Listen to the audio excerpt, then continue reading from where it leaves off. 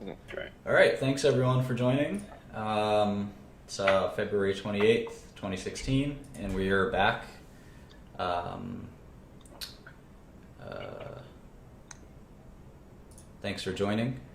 I don't know why that dude just left, but that's irrelevant. So again, thanks for coming in. This is kind of the first recorded finance lesson that will be kind of recorded and put on the internet and saved for all of eternity. I'm here with Charlie, my co-host, and I guess we had two sort of investing students, but technical difficulties are prohibiting that. So It's no problem. Moving on. we can handle this ourselves. Okay. But if you want to be a student, you can explain to some of the moderators like Josh or whomever, and they'll throw you on. So anyway, I get a lot of requests to do this, and it's probably my most popular topic. So thanks for joining. A lot of people want to learn about finance and learn about investing. There's going to be this format will be a little bit different. We're going to have both the Blab open, which is a four-way video chat, and then we're going to have the YouTube open, which is kind of a little bit different. It's more of me displaying information so I can draw stuff and kind of show you things with my sketchpad here or my PowerPoint or Microsoft Excel or Bloomberg, and I'll do that. So the way I like to start this off is by talking about goals. I think a lot of people go into finance and investing and they don't understand kind of what they're after, and I think they have some strange misconceptions about what finance and investing is, and I definitely want to help clear up some of those misconceptions. I think one of the biggest things that you have to understand about finance and investing is that it's not for everyone. I think there's this perception that because you can open a stock trading account that you can do it too.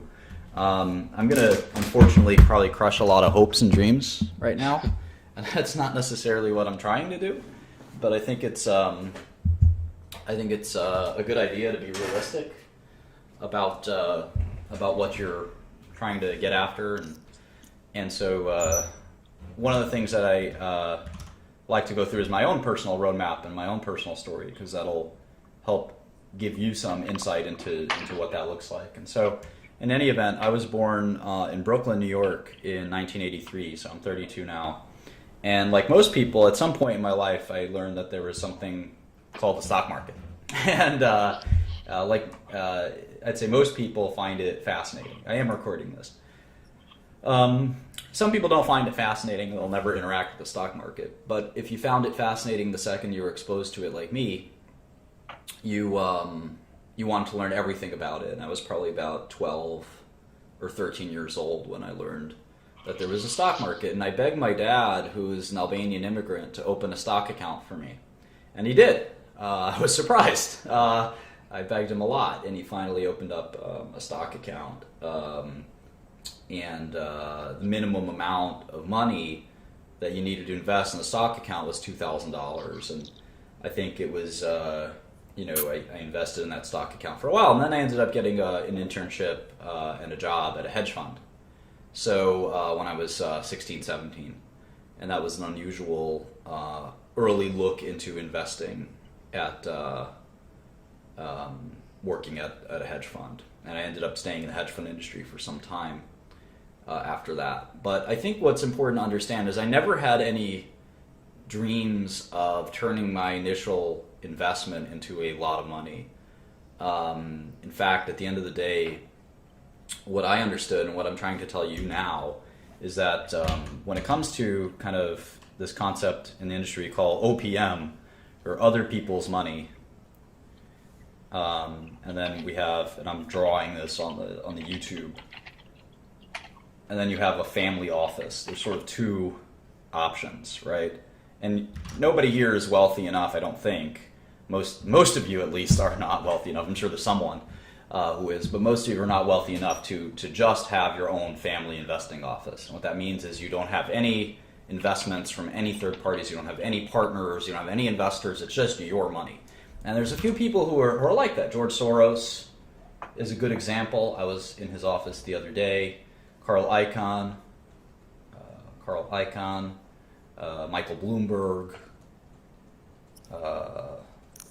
Michael Dell, Most recently, Steve Cohen, a good one.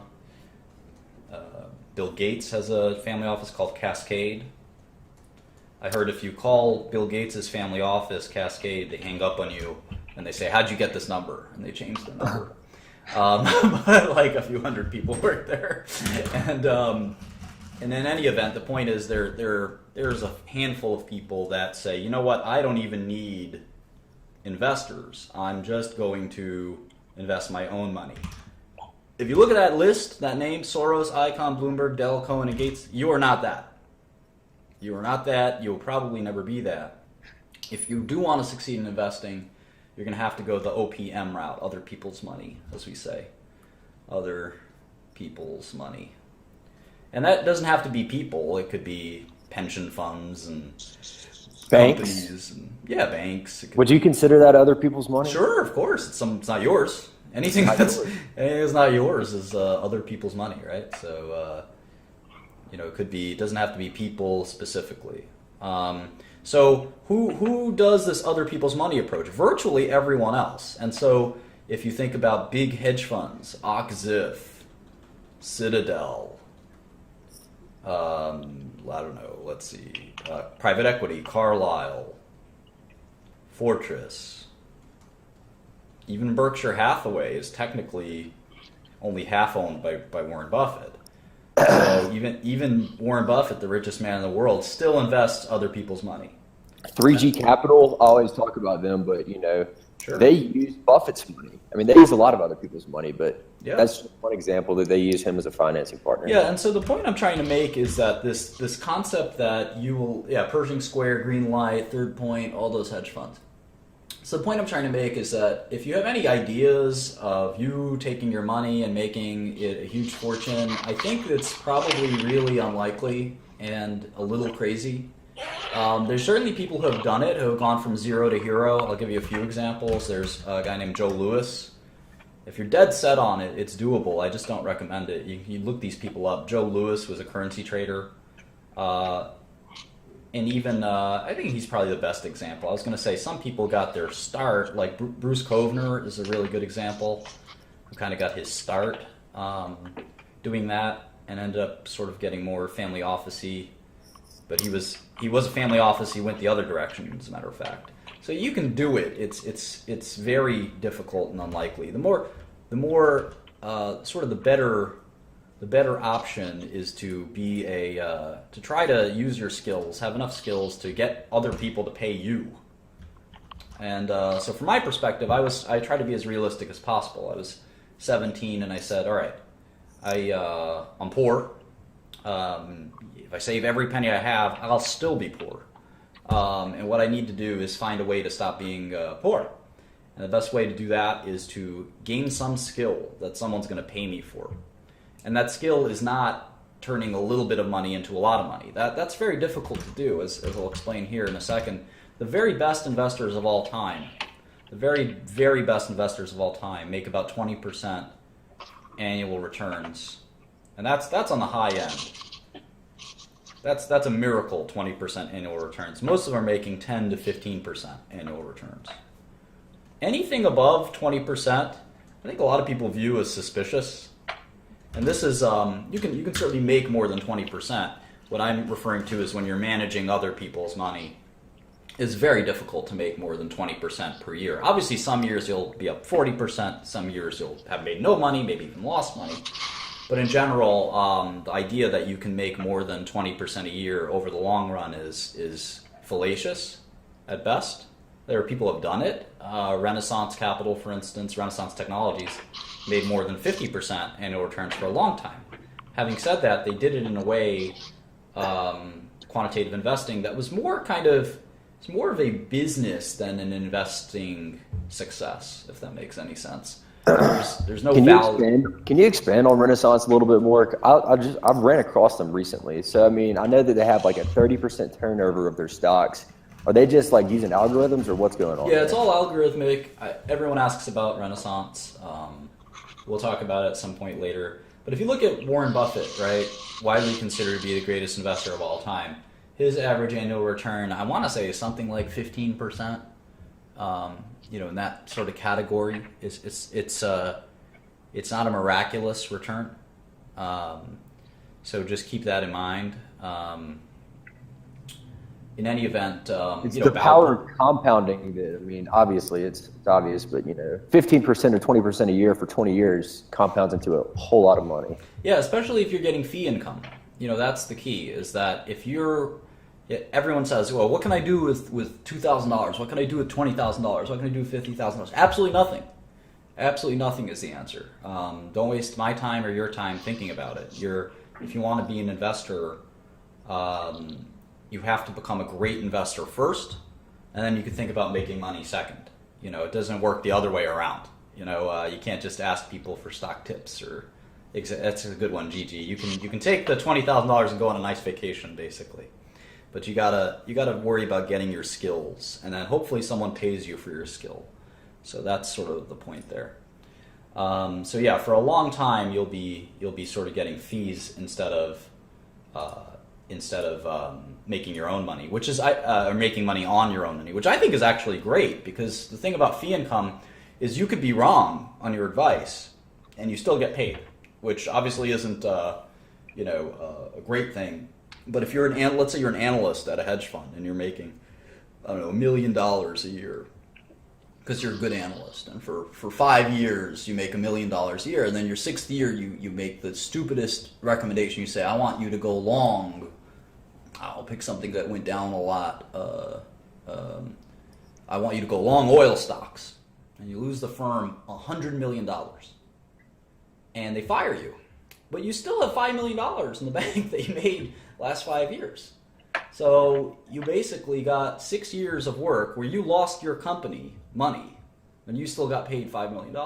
Obviously, that's not a good place to be. No one wants to have done that.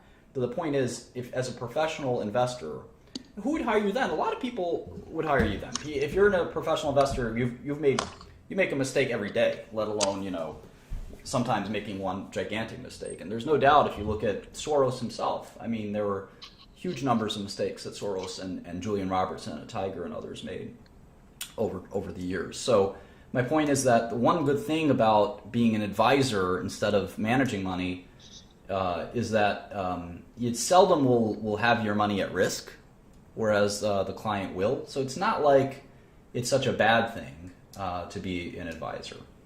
So in any event, we can sort of continue in a second.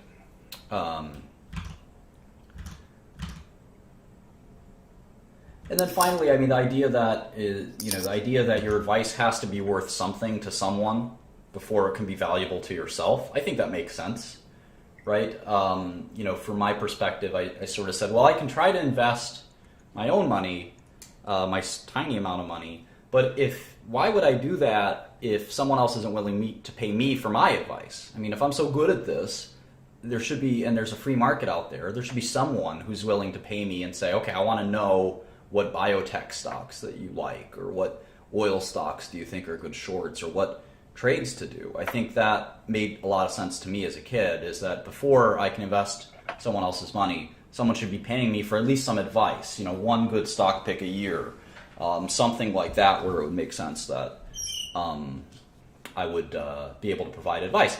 And I also recognized as a child that I couldn't become an expert. I couldn't become an expert on something quickly. I wasn't going to.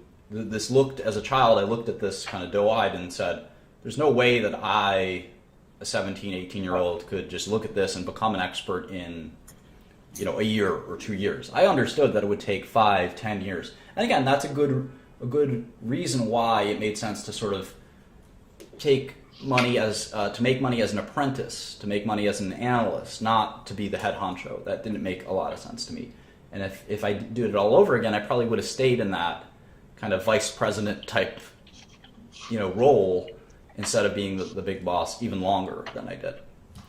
So in any event, that's the way my personal roadmap worked.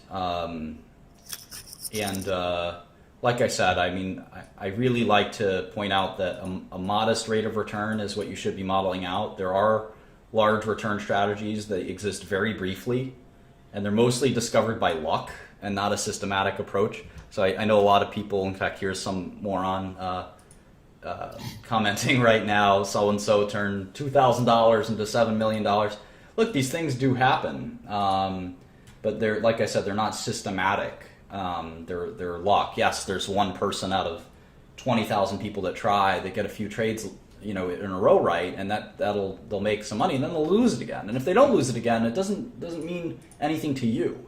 You don't want to make money because you're lucky. You want to make money because you're good, and you have an approach that will work, whether it's a bull market or bear market, or you got lucky or you didn't get lucky, or whatever the results may be.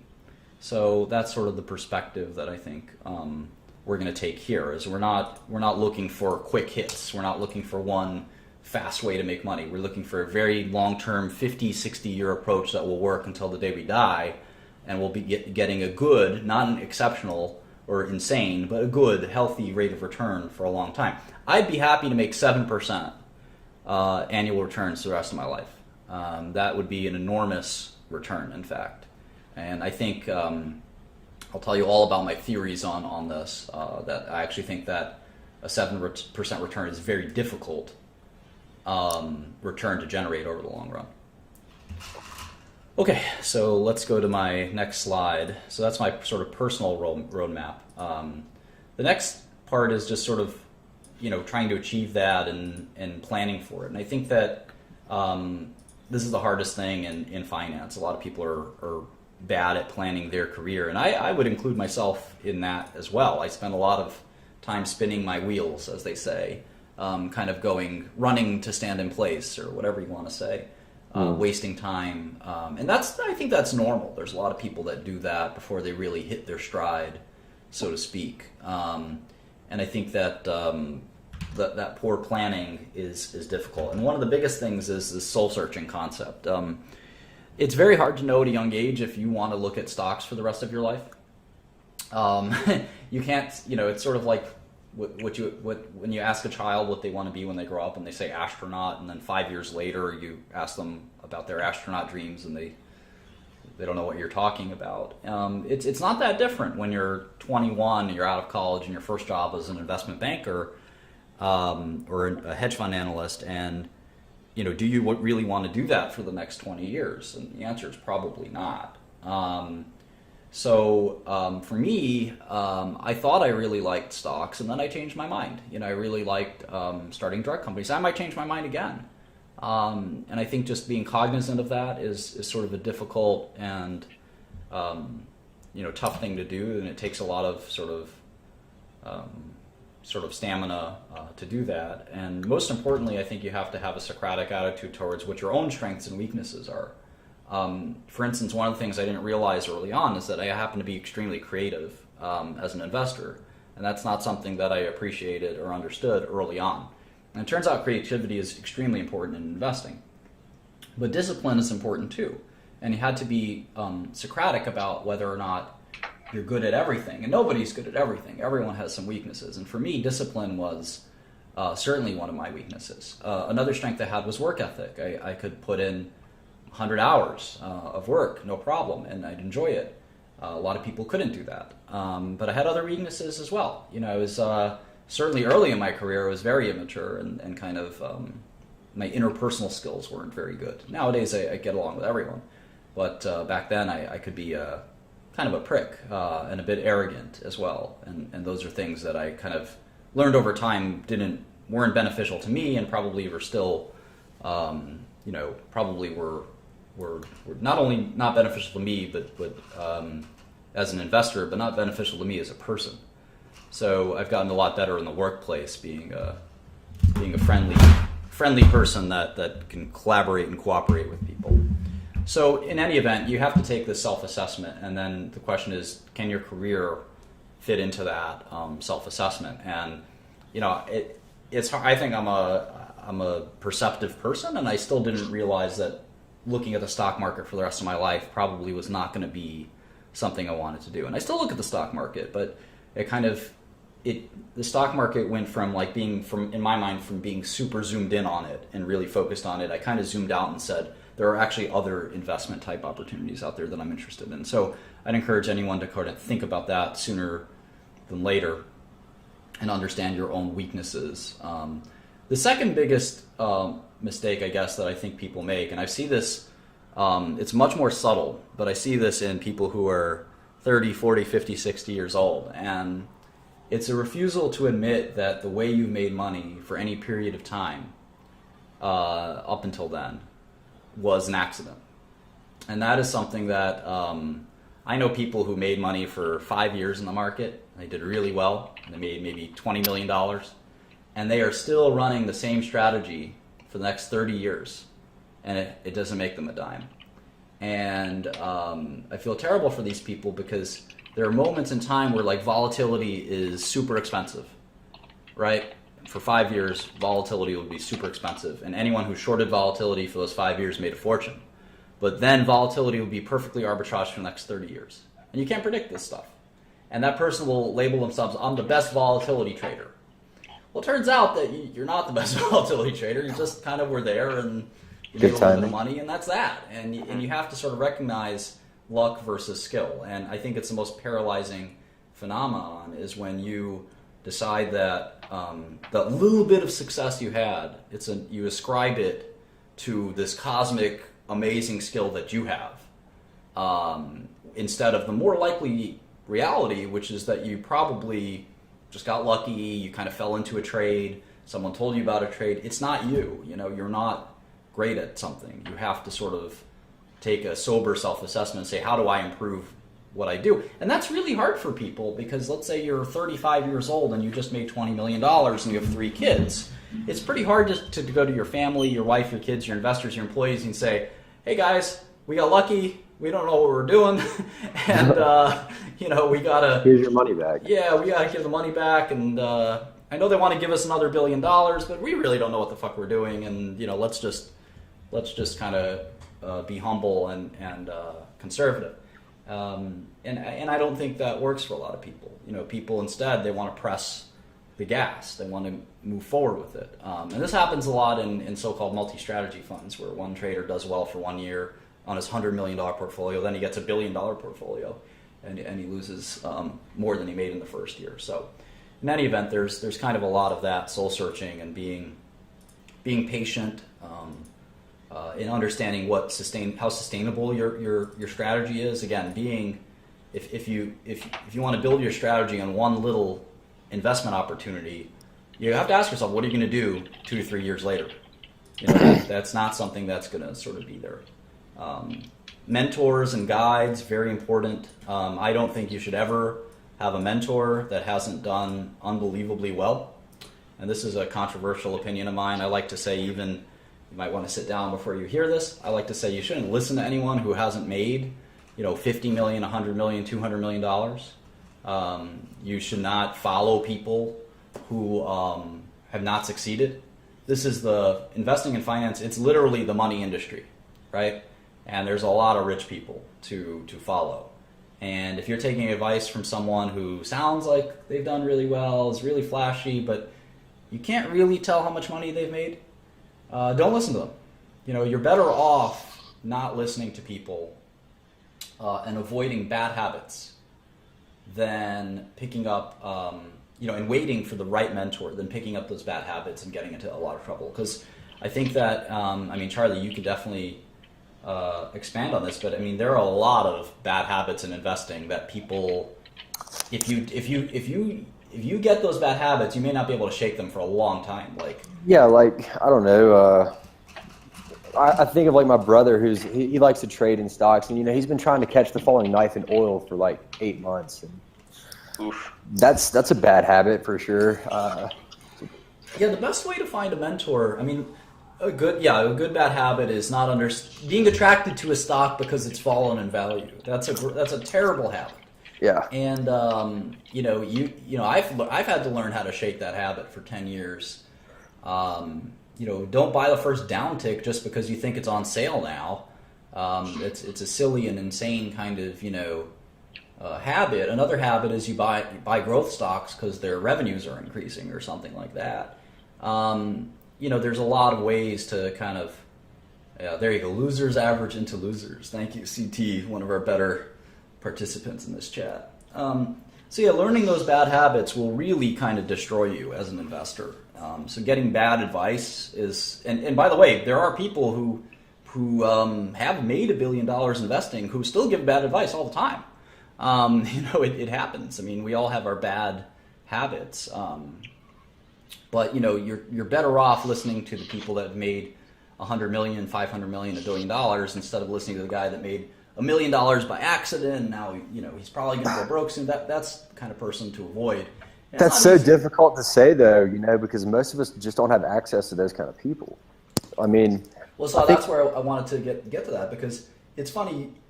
I like the story where I'm not sure how much of it is true, but it's a cute story anyway.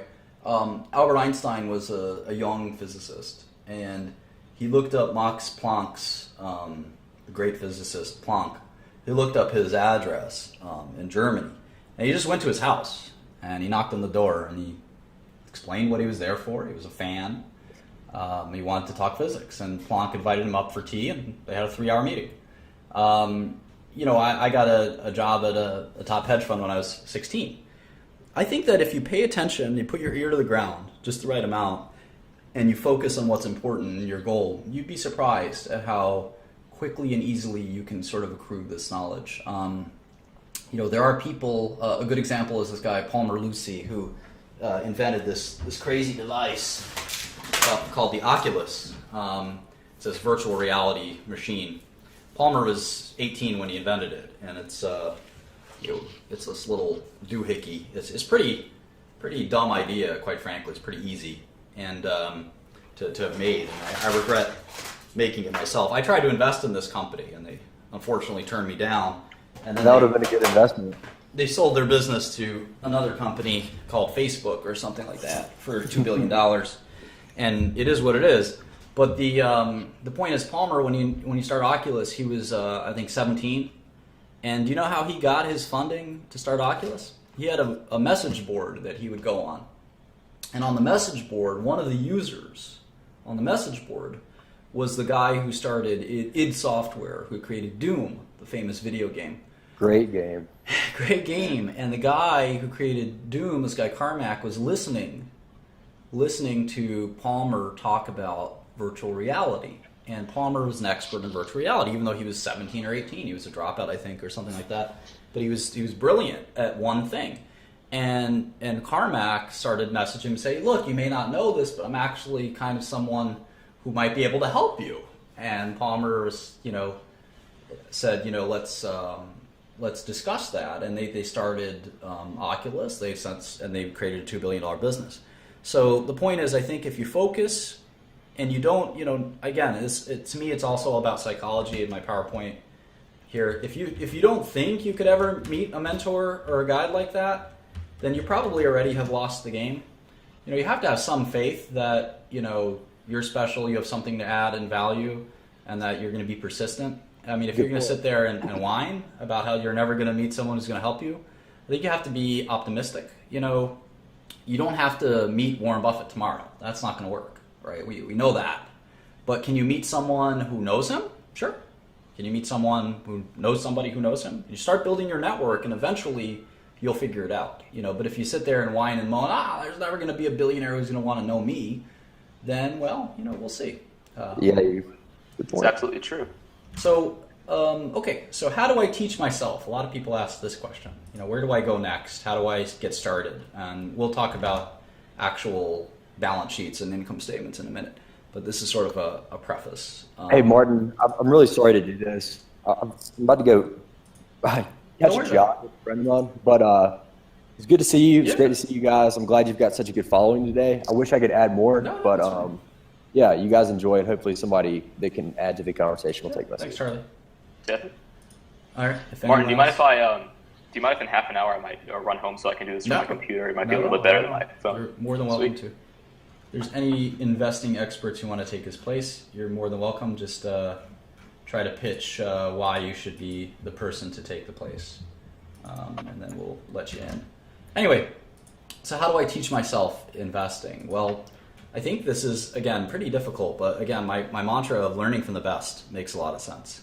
I think Warren Buffett and Charlie Munger are my two choices for the best people to learn from. I think if you want to, there's no one better to learn from than the richest person in the world, and that person is willing to write huge amounts of information on investing, which is what Buffett and Munger have done. And they do interviews, there's YouTube videos, and if you read all of those things, that's what I would recommend. There's a number of Warren Buffett books that are out there that I think you should take advantage of. There's the letters, the annual letters. In fact, one recently just came out. And then you can also read his old hedge fund letters, which I think are even more instructive. So if you haven't read those, you're not, I think, ready to be an investor. And then certainly, Carl Icahn, all these other folks. I would just try to read everything I can about all of these famous investors. And don't limit yourself to one asset class. You can learn a lot about stock investing from real estate, private equity, venture capital investors. It definitely is important to do that. Hi, Tyler. Hi, Martin. How are you, buddy? Good. Have you heard of the investor Robert Frost? Nope. You should check him out one day. Nope. You should check out leaving this chat room and not coming back. Thanks. So anyway, getting back to my lesson. So what are some good things you can read other than just sort of staying abreast of your favorite investors? I think there are a few things you can read. I wouldn't recommend many textbooks. There's one textbook that I got as a child for my 14th birthday. I asked my dad for this textbook for Christmas. It's called the Brealey and Myers Corporate Finance Textbook. That's the kind of one textbook that I think is important. It makes sense to sort of understand and learn how to discount cash flows. And that's sort of the present value concept that we'll go through in a minute. It's the most important thing in finance by far. Is understanding the value of a series of cash flows. That's kind of what finance is all about at the end of the day. Yeah, I think that textbook is still being used. So I'm glad 18 years later, that it's still a popular finance textbook. So that's the only kind of textbook I would recommend. I think that all of finance, a whole major in school can be taught pretty much in 10 minutes in one formula. So I regretted being a finance major myself, but that's that. Can you be quiet? Sorry, I'll be quiet. Yeah. So in any event, if you want to get really interested in sort of the some really advanced parts of finance, I think you can definitely go to the Journal of Finance, and this is where it gets a little more complicated. This is a pretty scholarly journal. It is a bunk bed. What? Oh, I'm sorry, I'm just reading. Journal of Finance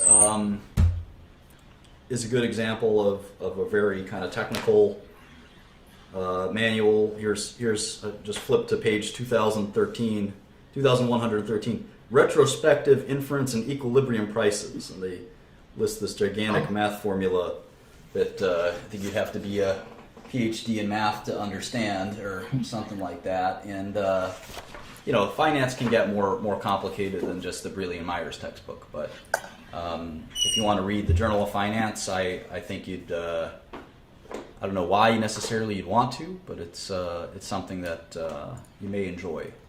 Or you may just enjoy the fact that there are people that spend their time analyzing that kind of stuff, and I do think it's somewhat important. Somewhere more practical in the middle is Damodaran's work. Damodaran is a professor here at NYU, and I think that his website is probably one of the best finance websites there is. Like most professors, he doesn't have any practical kind of experience or knowledge in investing, but he is kind of one of the value gurus, or valuation gurus, I should say. And I think you can definitely, go through it and check out some of the stuff he's done. In terms of two sort of practical works for investing, I think there's two very good works. One is out of print, and I think it's a copy of the book is $15,000 or $20,000 or more, and that's called Seth Klarman's Margin of Safety, and it's a book by the current hedge fund manager of Baupost Capital, Seth Klarman, who is a legendarily good investor. And when Warren Buffett was asked, what investors do you like, he couldn't think of any, and then he said, Seth Klarman, maybe, which is, I think, very telling that he wouldn't really recommend anyone. But he said, Klarman, yeah, maybe Klarman, that's it. Other than me, just Klarman.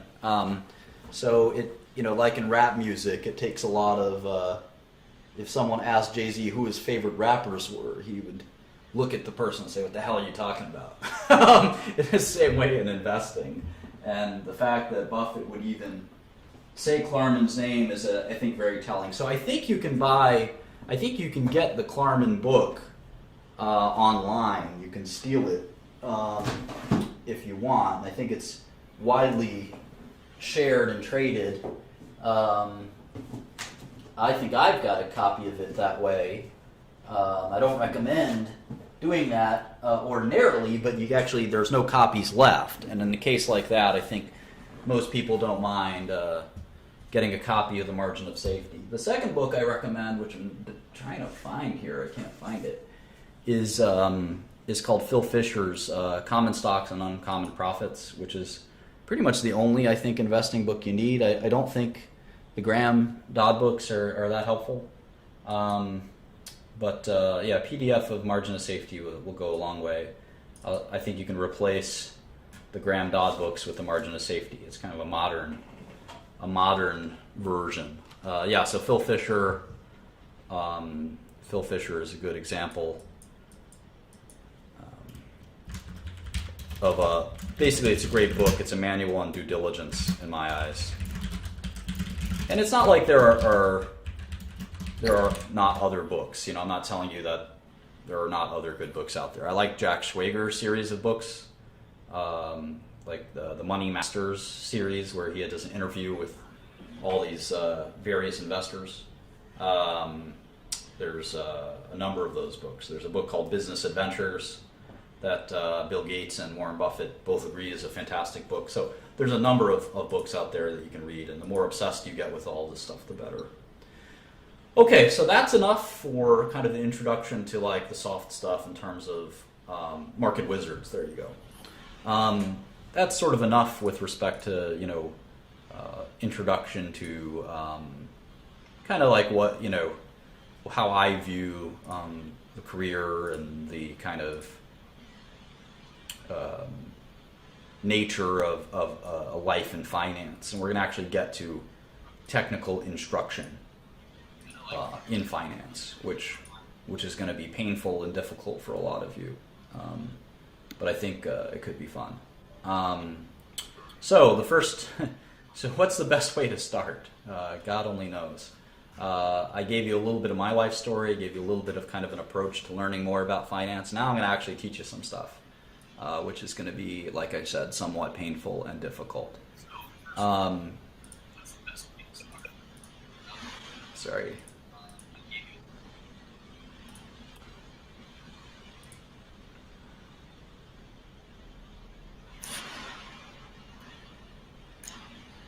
Okay, so where do we start?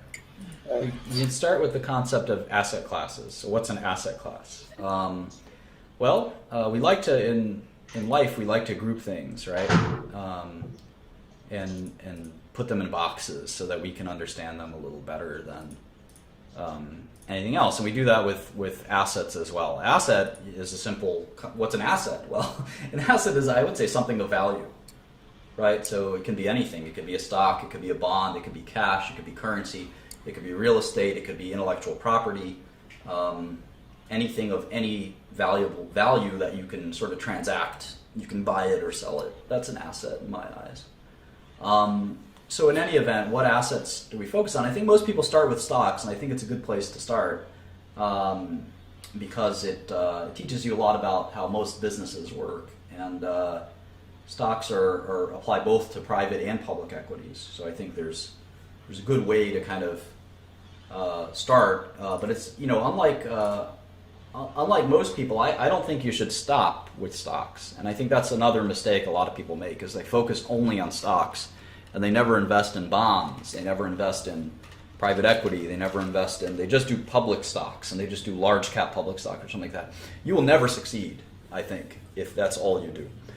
I think you'd have a very, very, very hard time having success as an investor just focused on one asset class. I think it's a recipe for disaster.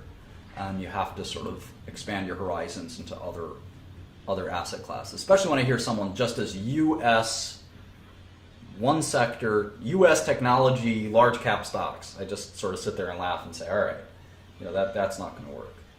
You need at least experience in bonds and other asset classes, I think. So in any event, we are going to spend some time talking about equity. And I segment equity into public equity and private equity. That's a pretty simple way to do it. Equity is shares. And the reason we call it equity is because each share is equal to the other.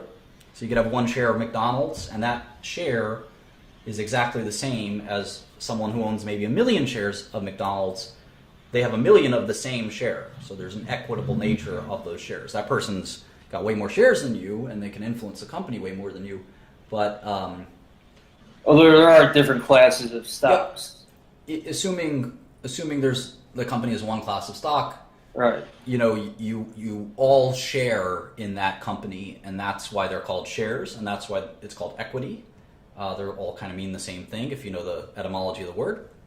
And so in any event, that's kind of the nature of why we call it equity.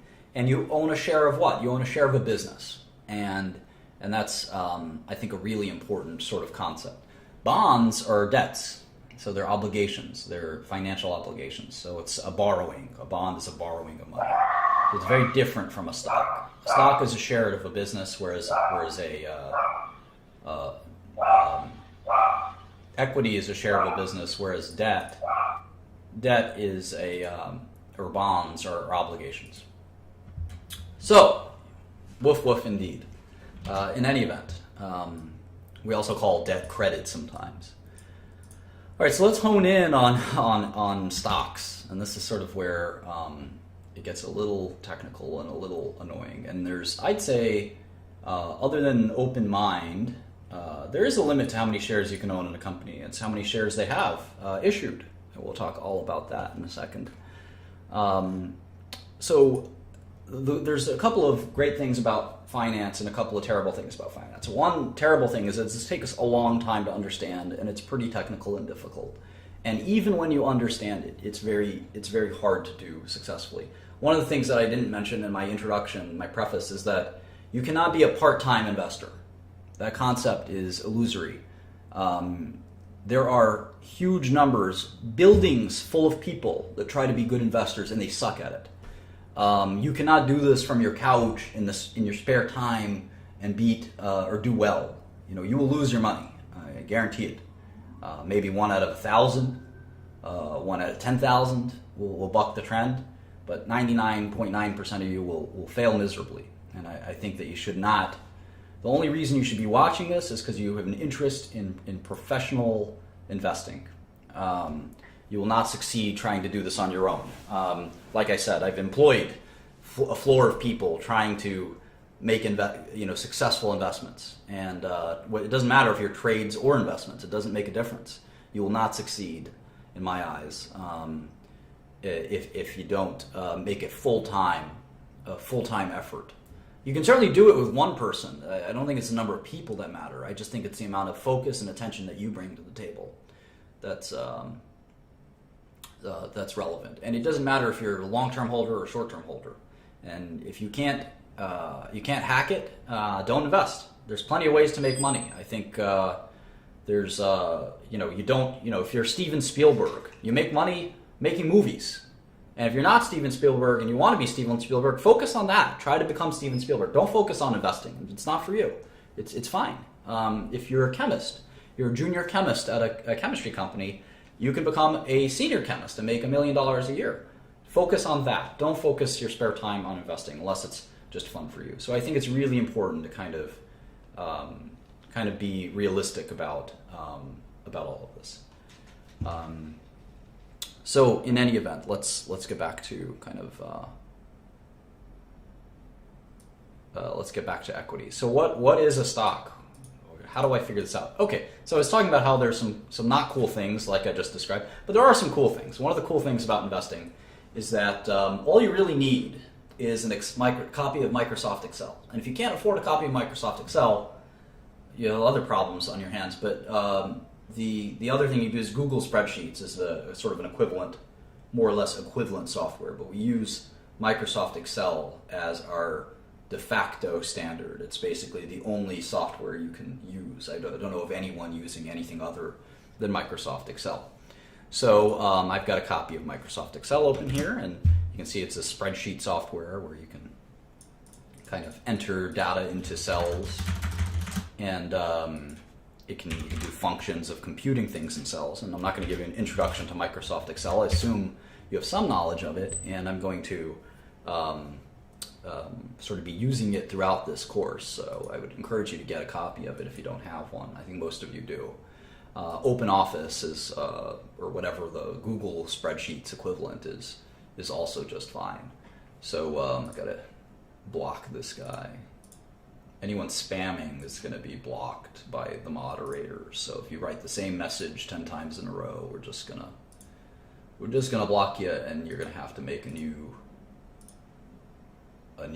thing. And yeah, so you can actually also use a notepad, and I think that's perfectly fine. If you don't want to use Microsoft Excel, I think you don't have to. You can just use a notepad. There's no reason to need software at all. So we'll talk about that in a second. Please don't write stuff like RIP or RECT or whatever. Okay, so you need Microsoft Excel. And then the only other thing you need is an internet connection, in my eyes. You don't need Bloomberg. I have the Bloomberg software open. It's $2,000 a month or so, and that's a lot of money. But you don't need that. Bloomberg just makes it a little easier, quite frankly. It's easier. It's in fact easier. I don't use Bloomberg as much because I go to the SEC's website, sec.gov, and I click this search options, and this is sort of my main web page. For many years, this was my home page when I was really interested in investing. This was my home page, believe it or not. That's all, and you can calculate this stuff with pen and paper. It's not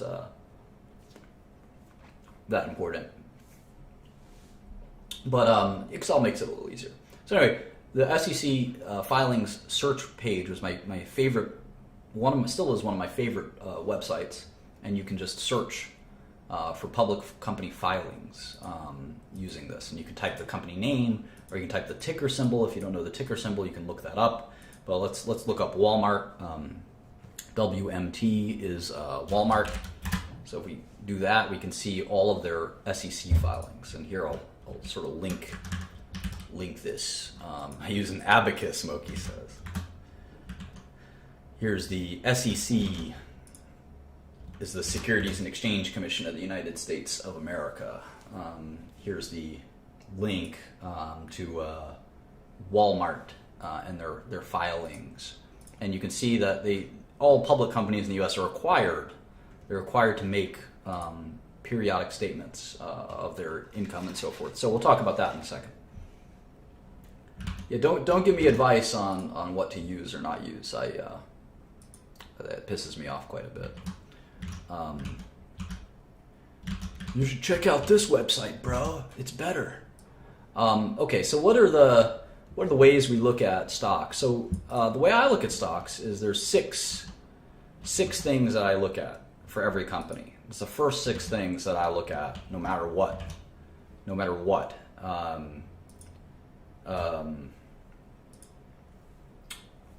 haven't done this kind of lesson in a while, so distracted by all the comments. But let me stick to the plan. There's 6 things that I look at for any stock whatsoever, public or private equity. And the first is the stock price, because it's going to be a determinant of the other 5. And the stock price is relatively easy to look up. I would go to Yahoo Finance, finance.yahoo.com. It's I think one of Yahoo's most valuable properties, if I recall correctly. And I just go there, and all right, Bobo, you're typing too much. We're gonna block you. A little too much. A little annoying. Too many comments. So anyway, I'm having a lot of fun here. So anyway, you go to Yahoo Finance, and let's pick a company. Why don't you guys type some company names out here? We'll pick one.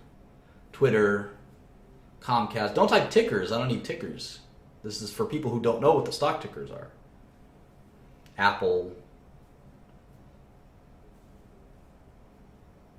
Salesforce.com, Yahoo.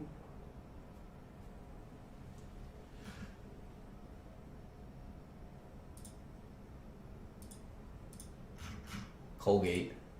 No, we don't need stock tickers. We need to be able to look up stock tickers. Coca-Cola, that's a good one. Goldman Sachs, GoPro.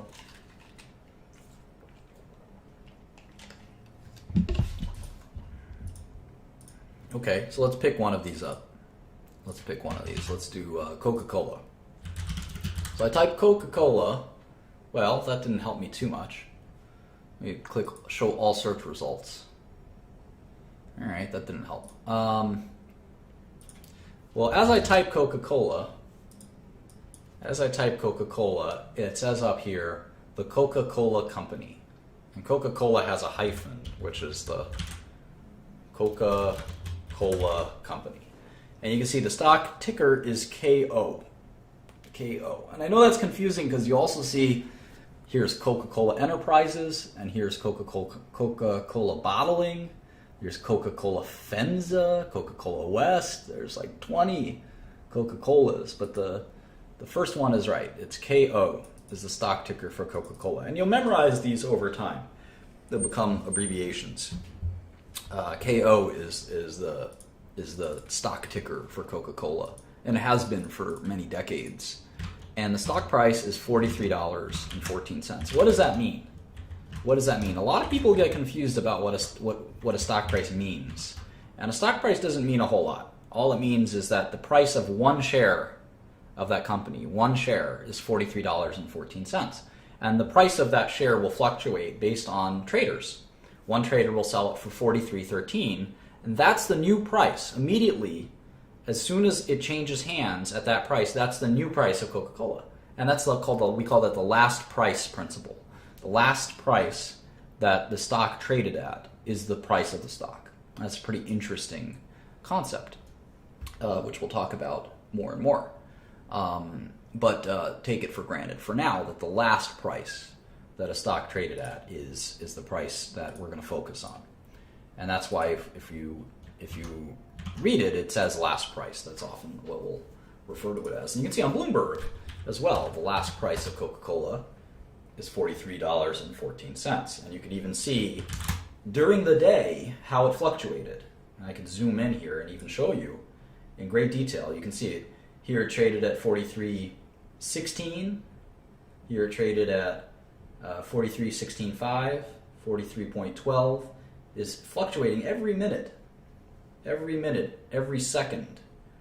It's trading in that $43 range. And why doesn't it trade all of a sudden at 42? Well, it's because there's someone willing to buy it and sell it at 43 at all times. The only difference is they're not sure if they're willing to buy it, sell at 43.10 or 43.20, and this changes as time stretches out. The prices will change more dramatically. You can see here that it fluctuated between 43 and 44, all the way down to 43 again. So in any event, that's sort of we'll talk more about that dynamic in a minute. So the price of one share is $43. But how many shares are there? And the way I think of it, is think of it like a pizza pie. Back on the YouTube here, if you want to check it out. Basically, think of it as this is the company. It's the whole. And as a great philosopher once said, the whole is equal to the sum of its parts. And a share is a part. You could also say the whole is equal to the sum of its shares. Same concept, right? So you're buying one share. Well, if there are 4 shares, that's nice. You own 1/4 of the company. And when you start a brand new company, sometimes you only have 4 shares. And you say, all right, well, I'm going to give 1 share to my friend Billy the Fridge. I'm going to have 1 share for myself. I'll color in black. This is for Billy the Fridge. This is for Crystal. And this is for John. And we each own 1/4 of the company. This is Martin's shares. Okay, well, what about Coca-Cola? There's one, let's say you bought 1 share for $43. This is your share. $43.14. And maybe you got lucky and you bought it for $42, or you got unlucky and you bought it for $44. What difference does it make? Well, how many shares are there? How many shares are there? Well, let's go back to our plan here. Let's say we had we're starting this YouTube company. We're going to stream all these interesting videos on YouTube, and we're going to make a fortune doing that because YouTube is going to pay us the big bucks. That's kind of what our crazy business plan is. And it's going to be the 4 of us. Crystal's going to make sure the stream goes well. Billy and I are going to be entertaining, and John is just going to, I don't know what John does. But either way, we decide to split the company up 4 ways, and we say, you know what, to split this company up 4 ways, everyone has to invest $100. So we do that, and we've got 4 shares outstanding. 4 shares outstanding. And then John, because he's a derelict and a scumbag and a deadbeat, John decides to sell his stock. He says, you know what? I'm going to sell my stock for $200, and I'm going to sell it to Akil. Okay, now I look at this and I say, well, there's still 4 shares, right? But John's out and Akil is in. But there's 4 shares and each one is worth $200 because Akil bought it for $200. So I could probably go find someone to buy my share for $200. So the total market cap or market value of the company, of this YouTube stream, let's call it the YouTube Streamers Inc., is $800.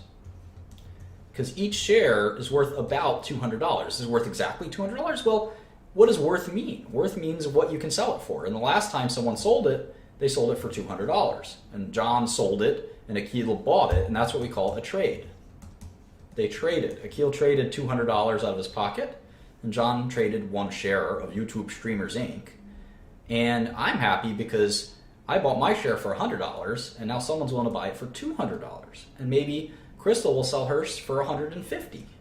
She tries to sell it for $200. She wants to sell it for $1 million, but she can't because the buyers and sellers are willing to trade at $150. And that's sort of the concept. Now, how many shares outstanding does Coca-Cola have? Well, this is where we can go to our SEC filing and look up their 10Q filing. The 10Q is the quarterly report. Quarterly report. And you have to file this under the SEC rules every quarter. The 10K is the annual report.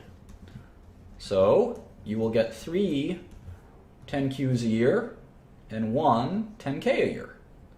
And this makes sense. There's 4 quarters, but the 10K is the annual report and it includes the last quarter.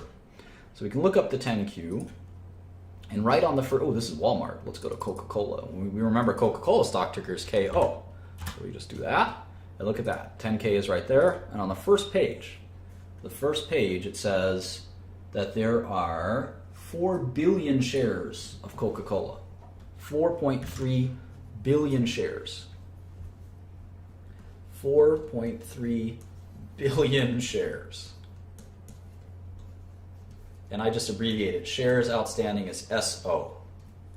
Shares outstanding. So that means in the Coca-Cola pie, you can buy 1 piece of it, 1 share, for $43.14 or thereabouts. But you will only own 1 out of 4 billion shares.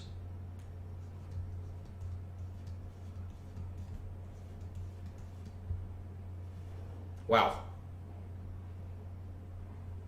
4.3 billion pieces.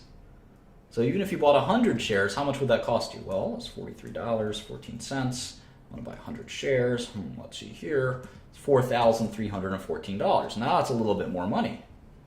That's a little bit more money. That's the price of a nice Kanye sweatshirt, for instance. $4,314. So you can instead of buying the Kanye sweatshirt, you can buy 100 shares of Coca-Cola. But now you own 100 shares. Maybe it's a little bit bigger, this line. You own 100 shares out of 4.3 billion shares. Well, what if you wanted to buy 100,000 shares? Well, you can add 3 more zeros. It would cost you $4 million. That's about the price of Kanye's album sales. That's his album sales, $4 million. Or maybe how much he might make from the album. Not a lot. So instead of making an album like The Life of Pablo, you can buy 100,000 shares of Coca-Cola for $43 a share for $4 million. And you still don't own that much, right? 100,000 shares out of 4.3 billion is a very small amount. In fact, let's see, if we close out 5 zeros, you can see that you could spend $4 million buying Coke stock and you still only own 1/430,000th. That means there are 429,999 equal parts to your investment, if that makes sense. So you can see how big the Coca-Cola company is. And if we keep going down this route, what we can do is we can just multiply all of the shares. Remember, the whole is equal to the sum of its parts, or the sum of the shares. If we multiply the entire amount, 4.3 billion, by $43, we get the value of the whole company. Because the whole company is its 4.3 billion shares, and if each share is worth $43, the whole company is worth about $187 billion. That is the value of Coca-Cola. And if you think about how much money that is, it's a lot, obviously. It's more than almost any other company. Well, there's only a few companies that are bigger. Apple or, I don't know, let's see, Google, Facebook, Microsoft, just a handful of companies that are bigger than this. And if you think about a well-known company, let's pick another well-known company. Why don't you guys give me an example of a well-known company? Like a restaurant or some other well-known company that we care about. Yeah, how about JetBlue? We take JetBlue all the time, right? It's got to be as big as Coke, right? You guys think it'll be as big as Coke, JetBlue? How big is JetBlue? It's a $7 billion company. Actually, more than I thought it would be. $7 billion company. JetBlue.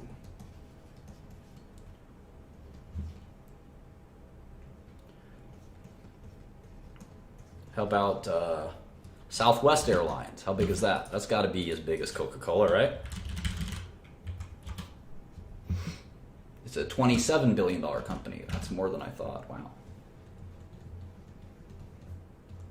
Hooters? McDonald's? McDonald's is a huge company. It's a misleadingly small companies. Apple is 700 billion. White Castle. Let's pick some other companies. Let's pick. Here's a drug company I'm familiar with. It's called Agerion. It's a $163 million company. They have an FDA-approved drug for a rare and deadly disease, and it's worth $163 million.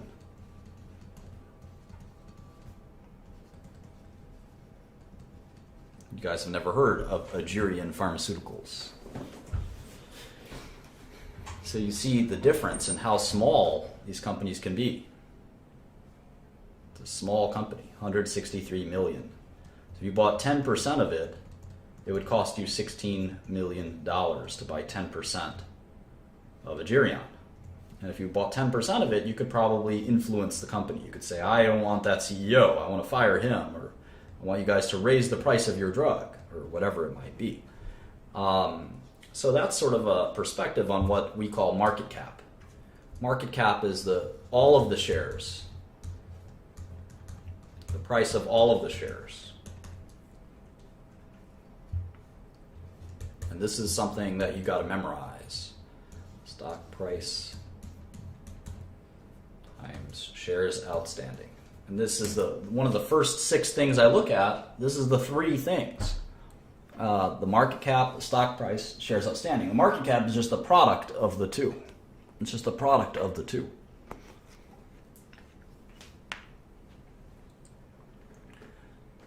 And you'll notice that the share price has no resemblance to the value of the company. Let's take a look. So zoom in a little bit here. We're going to do Coca-Cola here.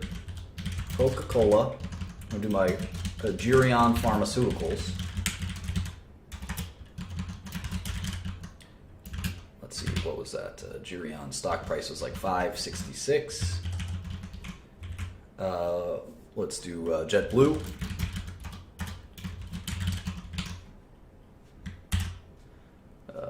JetBlue, $22.30. Southwest Airlines. I don't know why we're doing 2 airline companies, but whatever. $42.17. Let's do Chipotle. I think you guys know Chipotle.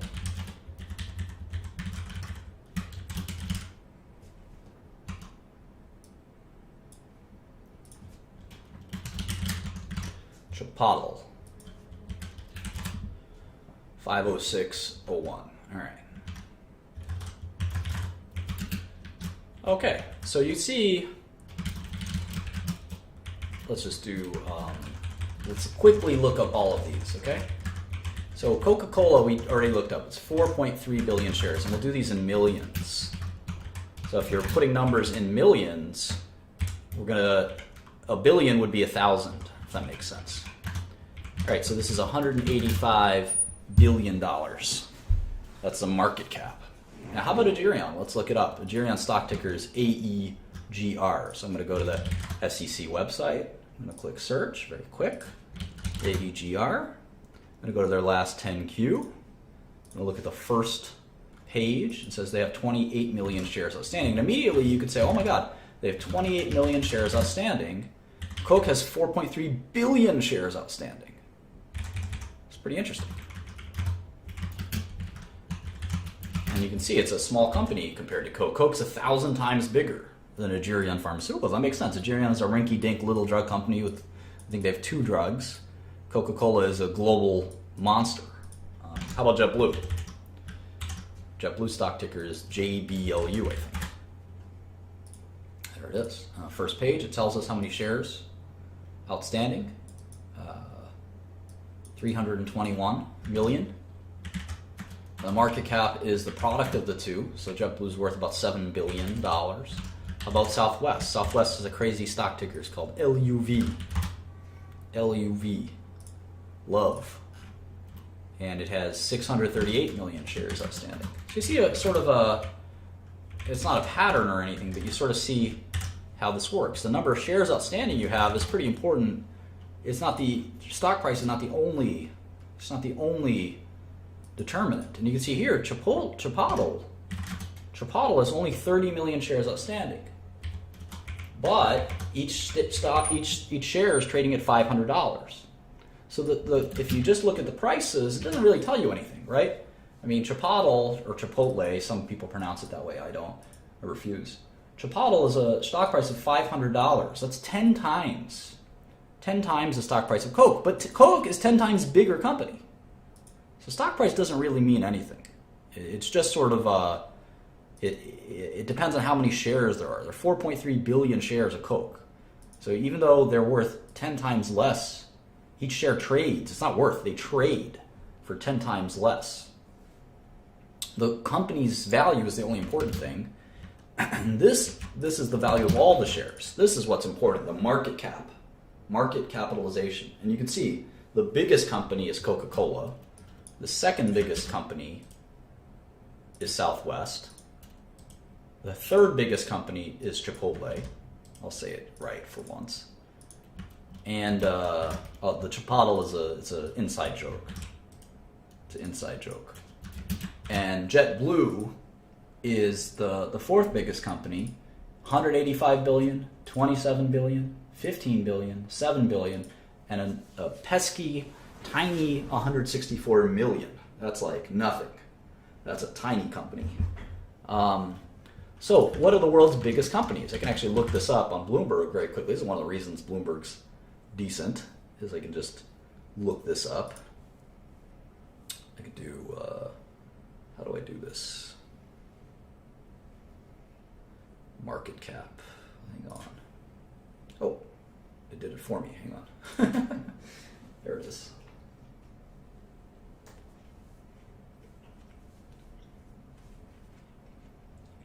The biggest company in the world is Apple, 537 billion. Next is Alphabet, then Microsoft, then ExxonMobil. And you can see Coca-Cola is down here at number 22, 187 billion. Amazon.com doesn't even make money, and they're $9 billion, ninth biggest company, 260 billion. General Electric, Johnson & Johnson is the biggest drug company, 292 billion. Facebook, Berkshire Hathaway is Warren Buffett's company. ExxonMobil, the oil giant. Microsoft, we all know what they do. Alphabet is basically Google, right? So it's Apple, Google, and Microsoft are the three biggest companies in the world. This is not just in the US, this is in the world. In the world. In fact, if you look at Facebook and Amazon, you can see that there are 5 of the top 10 are tech companies, and only 1 is a drug company. I think it should be the other way around. I think drug companies do more important work. But you see a few more here. You've got Roche, which is a drug company. You've got Pfizer. You've got Novartis. So there's plenty of drug companies up in here. And you go down, you can see the $100 billion. These are still huge companies. $50 billion, $40 billion. And you start to, you probably don't know all of these companies. Like, who the heck is Etisalat? I think it's like a satellite telecom company in Saudi Arabia or something. You recognize some of these. We all know who FedEx is and Carnival Cruises. Who the heck is Suncor Energy? Never heard of it. And you can go all the way down to a $1 billion company, or a $3 billion company at least. And again, you're not going to recognize all of these. In fact, most of these. Cyberdyne, I don't know who that is. I know who Charles River is because I'm in pharmaceuticals. They make mice, of all things, and monkeys for lab research. But Heartland Payments, On Semiconductor, Pitney Bowes, that's the mail company. It's like the post office equipment company. But a lot of these you're not going to recognize necessarily. And there's 3,000 companies that are worth more than $3 billion. Of course, we know the top 10 or top 20, but you may not know who Roche is, or China Mobile, or ICICI, or PetroChina. These are huge companies that are more international than you might be sort of used to. Cyberdyne, the creator of the Terminator. Funny. Anyway, that's sort of how I look at companies, is their size. 185 billion. To buy 10% of Coca-Cola, you would have to put together $18 billion. I don't have that kind of money. Well, to buy 10% of Southwest, $2.6 billion. I don't have that kind of money. Chipotle or JetBlue, a little more reasonable, but if you look at Agerion, only $16 million to buy 10% of Agerion. Well, I can cough up $16 million, or at least me and some buddies can. But to buy 10% of Coca-Cola is not that easy. Now, you can buy 1% of these companies. It would still cost you $2 billion almost to buy 1% of Coca-Cola. Just 1%. And if you only own 1% of Coca-Cola, you wouldn't have any power over Coca-Cola. They would just say, oh, that's nice that you spent $2 billion buying our stock. We don't care. But Agerion, you could buy 1% of Agerion pretty much any day with only $2 million. So anyway, that's sort of how I look at the first 6 things I look at when I look at a stock is the price per share. Some people abbreviate this as PPS or just P. The number of shares outstanding, the market cap. Then I look at these last 3 things: cash, debt, and enterprise value. What the heck is that? Well, cash and debt are pretty easy. Cash is how much cash the company has. Debt is how much debt the company has. That's pretty simple, right? Let's look that up. how much cash does Coca-Cola have? Well, this is going to get a little harder because we really have to delve into these 10Ks and 10Qs. So we remember the stock ticker of Coca-Cola is KO, and we see here a 10K. We have to sort of in our mind ignore all these other filings until we see this one, the 10Q. 10K, 10Q, another 10Q, another 10Q, and then last year's 10K. Last year's 10K. So they come out periodically. That makes sense. So this 10K just came out, and look what it says here. Period of report. This is for the year 2015. So this is the 2015 results. And the date that they filed it was a few days ago. So companies don't report their 2015 results on January 1st. They may know them internally on January 1st, but they release them to the public a few months later. And so you can read this document. It is a huge document, hundreds of pages, 170 pages. And if you're a real serious investor, you print this out and you read it page after page. That makes sense. But what are we looking for? We want to know how much cash they have. Well, where do we find that information?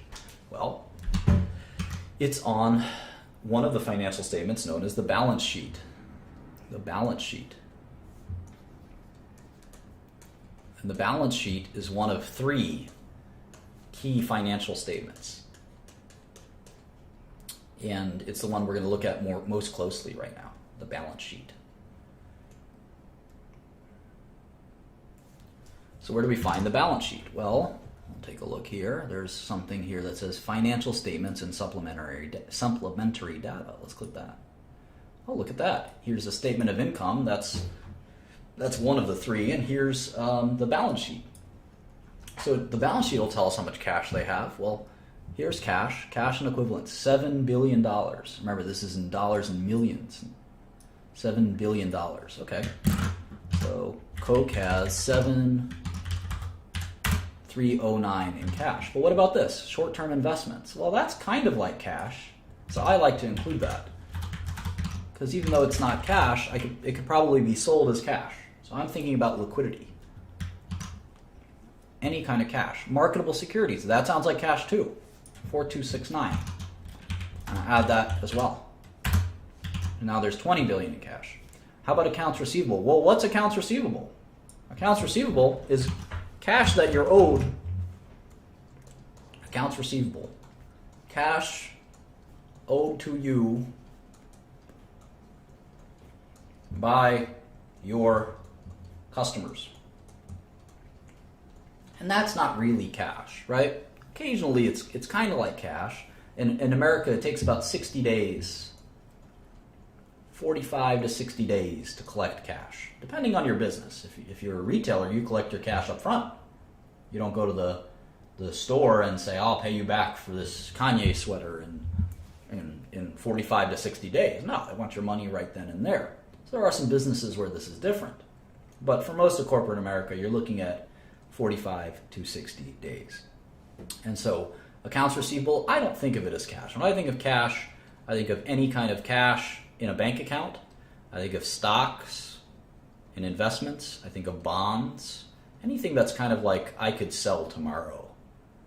And that the value won't be disputed. The value won't be disputed. It's easy to calculate the value. And they're liquid in some way. I can sell them. You could sell accounts receivable. I mean, it's close, but it's just kind of where I cut it off as cash. Inventories, well, this is soda, basically, right? Prepaid expenses, assets held for sale. We'll talk about all this stuff. They're all accounting gibberish. Here's some more investments. Equity method investments and other investments. So I'm going to include these too. 12,318. 3470. All right, we're up to $36 billion of cash. Is there any other cash? No, none of this is cash. All right, so we're done with the cash side. So they have 90 billion of assets, and about 36 billion of that I felt was cash and cash-like. How about debt? Well, now there's liabilities. In the balance sheet, you have assets and liabilities. All right, what kind of liabilities there? Where's the debt? Well, here's long-term debt, 28 billion. And I know a lot of you might say, well, what does that mean? Well, companies borrow money. That is very common. And the bigger the company you are, it tends to be the more that you borrow. And debt does not mean, it's not a bad thing. Debt is not a bad thing. Here's some more debt. And here's some more debt, 13,129. And you can see that Coca-Cola actually has more debt than cash. Isn't that crazy? You would think that in business, the more you succeed, the more cash you build up, but that's not true. Big companies, what they do is that they'll invest their excess cash and they'll borrow money on because they have good credit. Right? Most small companies can't borrow money, like Agerion Pharmaceuticals would have a hard time borrowing money. But Coca-Cola, they can borrow money at low interest rates. They can borrow money at low interest rates. And they do that. And they use that money to do acquisitions. They use that money to pay dividends. They use that money to buy back their own stock. And what I like to look at is net cash. So net cash is cash minus debt. In this case, it's about negative $9 billion. And if we add that to the market cap, we get something called enterprise value, which I'll discuss in a minute. Hang on one second. And so these are the 6 things that are important to investing. Just give me one.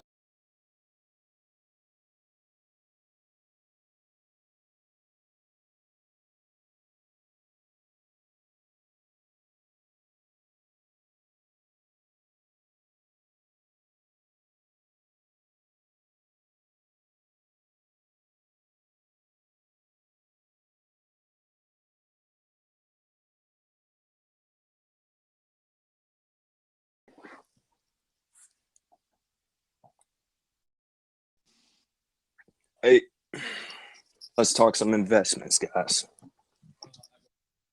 Oh.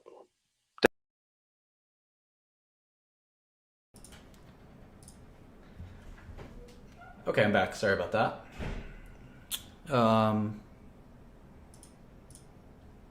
Okay. Let's get back to work. So,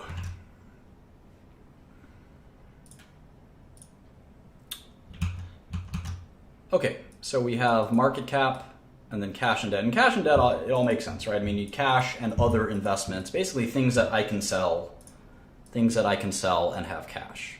Debt is money I owe, right? This company has borrowed money and will have to pay this back.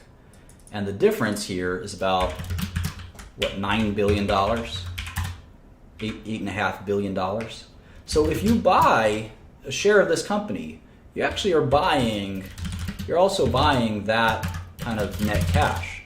So if you buy a company, let's just make up our streaming company again. We'll call it the Young Streaming Co. And forget about what the price of the shares outstanding, market cap, cash, debt, enterprise value. Let's say, like I said, the price was $200. There's 4 shares outstanding, so the value is $800. But let's say there's $1,000 of cash and no debt. When you buy all 4 shares of the streaming company, you've bought the company. If you bought all 4 shares, you've bought the company. You've bought the entire company. And if the company has $1,000 of cash, what ends up happening is that's your cash. That's your cash, right? You could take that cash and put it in your own bank account. Does that make sense? Now, it's the company's cash, but the company can pay a dividend. And yeah, you get $200 basically for free. And you get the whole business for free. And I hope that makes sense. If that doesn't make sense to anyone, you can dial in and I can try to explain it further. Does anyone have any questions?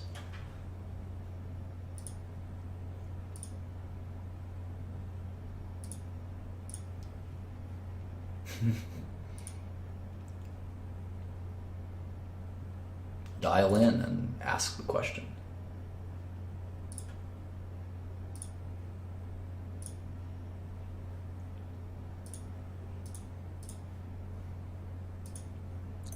Hey Martin, can you go over the EV? I can't remember the name. What that was? Enterprise value. Yeah, I'll do that in a second.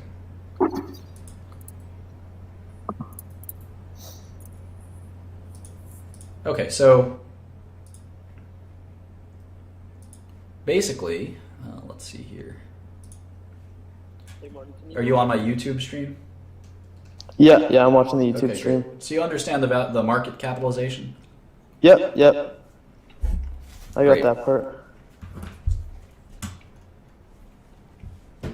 Okay. So we're looking at this imaginary company. Well, let's look at a real company. That's maybe easier. So Coca-Cola, it's a $185 billion company. That makes sense. They have $35 billion of cash. And that includes all of the cash in all the company's bank accounts in the world. And it adds up to about $35 billion. It also includes investments, because if they spent money to invest in a company, I think that investment is also, I think of it as cash. You don't have to do it that way. It's the way I recommend doing it, because in my eyes, I think of it as cash, because if I take over this whole company, Coca-Cola, I'm not just buying the bottlers, the manufacturers, the concentrate they make, and all of the things of the company. I'm also buying their bank accounts. I'm also taking over their debt. All of these things are now mine, and includes their investments they've made. So their cash is $35 billion, and I've added that up from the balance sheet. The debt is the same thing. The debt's a little more clear. You owe money, you owe money. It's very easy to add up that. The people you borrow it from, make sure it's very easy to know exactly how much you owe. And if you have $35 billion in cash and $45 billion in debt, you have about $10 billion that you owe. And that's about kind of the situation at Coca-Cola. Now, of course, they make more money every year. They'll make another $10 billion or $20 billion a year. So a year from now, they'll have $55 billion of cash and $44 billion on that. So they make so much money, they have to spend it. And they spend that cash on investments or buybacks or whatever they might decide to spend it on. So the enterprise value is interesting. The enterprise value is the market cap, which is, as we know, the value of the company. And then the enterprise value adjusts for the net cash. And why do we do that? Well, let me just write out the formula real quick. Market cap, I could start with market cap. Market cap minus cash plus debt equals enterprise value. And why would we care to do this calculation? Well, it's pretty simple. If you had a company that had $100 billion, let's say, of cash. Let's pretend that Coca-Cola had $100 billion of cash. And they had $44 billion of debt. Or let's say they had no debt. This is an easy way to look at it. The enterprise value is $85 billion. That's the value of the business after you've taken the cash into consideration. Does that make sense? Yeah. So, and you want to know what that is. Because let's say Coca-Cola is making $20 billion a year. Earnings in 1 year. Well, you could say, well, they're making $20 billion in earnings, and the company's worth $185 billion. But the company's not really worth $185 billion, because there's $100 billion in cash. The company's really worth $85 billion, because the cash is worth what it's worth. So you have to take that out of the equation, if that makes sense. And the earnings is about 4 years of earnings. So every time you buy the stock, it's about 4 years of earnings. So we'll talk about that in great detail. And it's okay if it doesn't make a lot of sense at first. It will. But that's sort of the concept of owning a business. Or even when you own a share of a business, the cash and the debt are very important to look at, because you have to sort of determine what the enterprise is worth versus what the shares are worth. In the case of Coca-Cola, it's about the same. The enterprise value is $195 billion. The market cap's $185 billion. But you want to know if you're buying a company that's all cash. Yeah, that's right. I'm taking the static elements out of the equation. It's one way to think of it.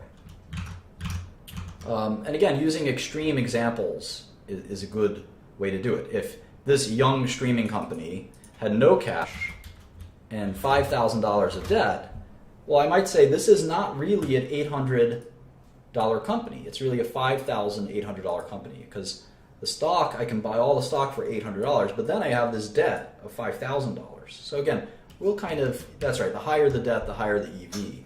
And we'll talk all about that in a second, but it's just one thing to think about is this enterprise value. And That's why I said there's 6 things that I look at. The first 5 are pretty easy. The 6th one's a little complicated. It'll become more and more clear to you over time. I've certainly explained it the best I can. I will continue to explain it as we go on. I found that if you just kind of let it simmer in your head and think about it in your thinking spots, I know the shower is my favorite thinking spot. I never go there. But this is a good place to sort of learn and think through wherever that is. Sit there and think it through. All right. What else? Does anyone else want to join and ask a question while we're here? Enterprise value is everything. I mean, you have to think about the value of an enterprise, and you got to think about what you can buy that company for, and so forth. All right, yeah, that helped a lot. Hey, Martin. Hi. So I was, so say like, okay, we have a company that we want to invest in. We, financials look good. What are, I guess my question is in regards to like mechanics of investing, like different types of order types, market timing, things like that. We'll worry about that later. I think it's better. Of course, you can ask stupid questions, Larry. There's no such thing as a stupid question. Yeah, I don't think that that's worth talking about, Christian. I mean, it's more important to understand investing basics before we worry about how to actually make an investment. I think that's something that I think people should spend at least a year or 2 years studying investing before they even make their first investment. It's just not that important. Okay, for like a lot of your followers are relatively young, so they wouldn't have a whole lot of access to capital that you'd be able to have to invest substantially. I feel like that's a big problem that I see, is that a lot of people have problems. Yeah, having enough money. I spent the first hour talking about this. Yeah.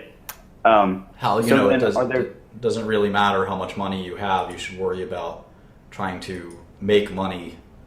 Are there any tools that you used, or whenever you first started getting into investing, that you used? Yeah, I'm telling you, I became an expert in investing, and people gave me money for my advice. I didn't make trades. It's very hard to turn a small amount of money into a large amount of money. You have to use other people's money. I mean, I talked about that a number of times.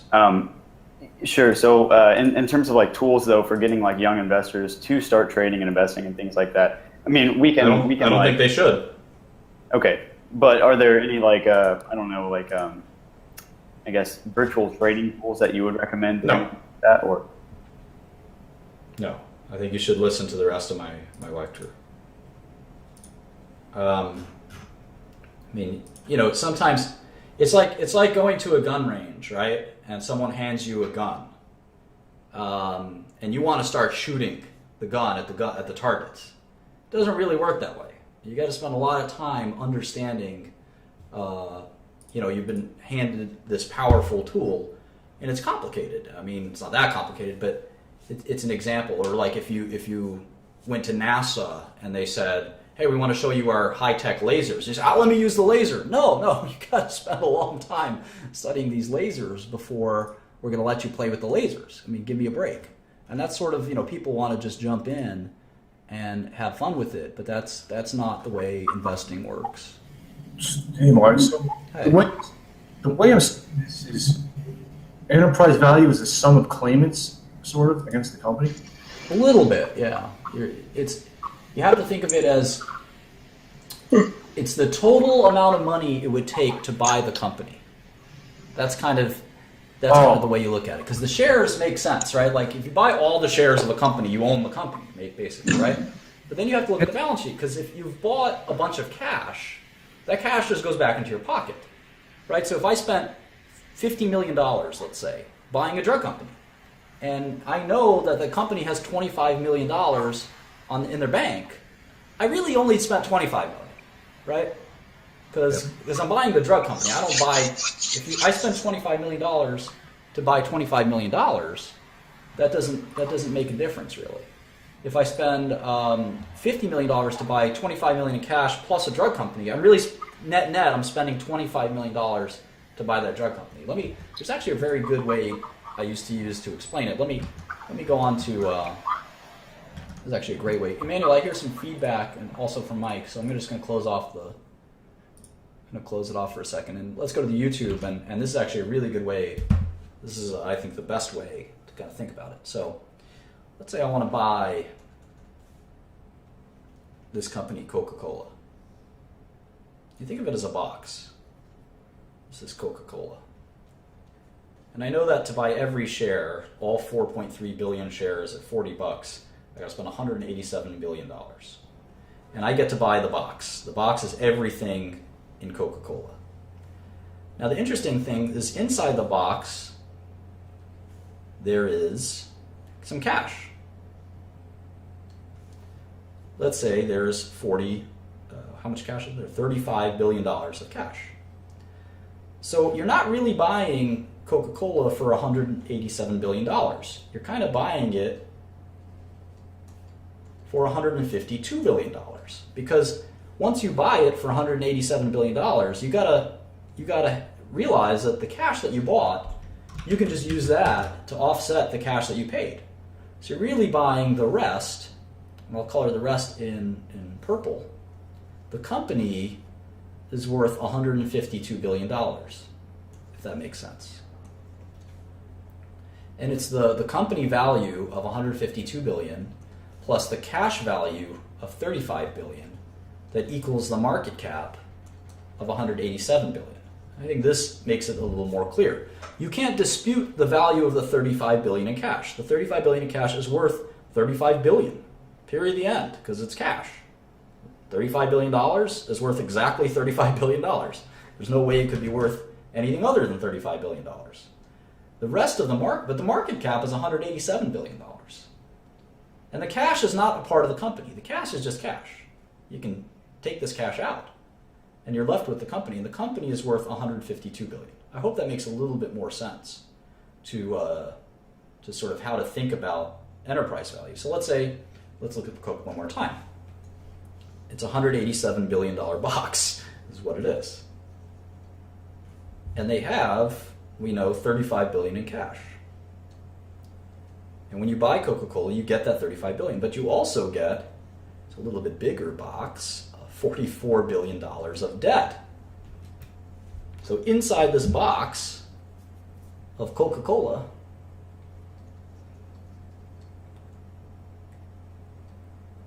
you've got $35 billion in cash and $44 billion of debt. And net, there's $9 billion of debt inside of Coca-Cola. So the value of the company is actually $196 billion. So the net cash is negative $9 billion. So the value of the Coca-Cola business itself is actually $196 billion, because if you add all this up, it equals $187 billion. And that's the value the stock market gives Coca-Cola is $187 billion. So the value the stock market's giving the business of Coca-Cola is $196 billion. I hope that you understand that. It's not easy to understand, and again, over time, you'll get it a little bit better.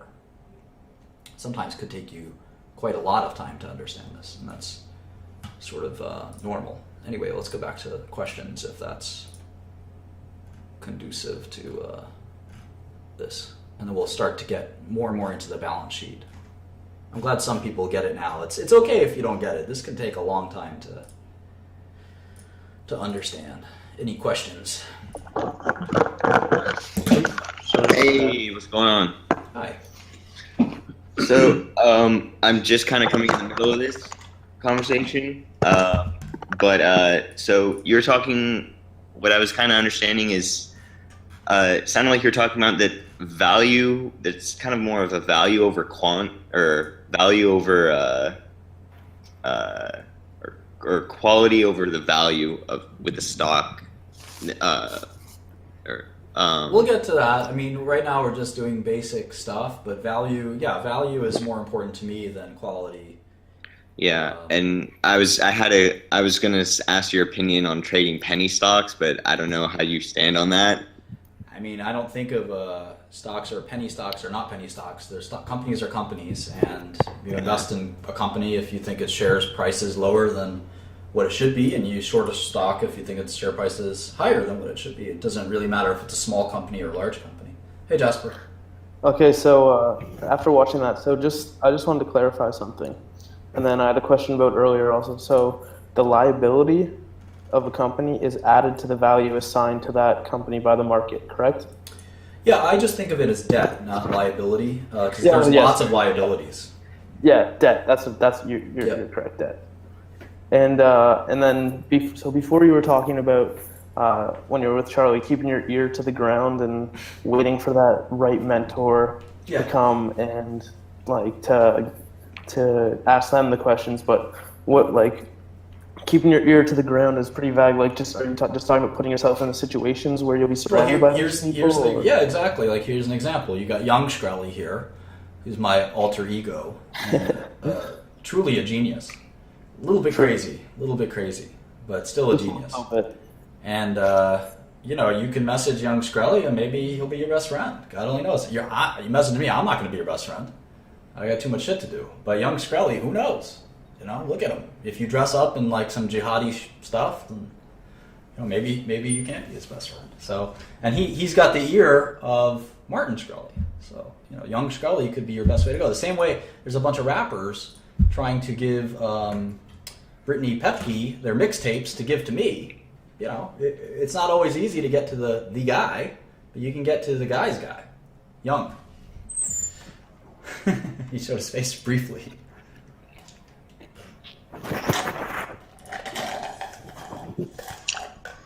Hey.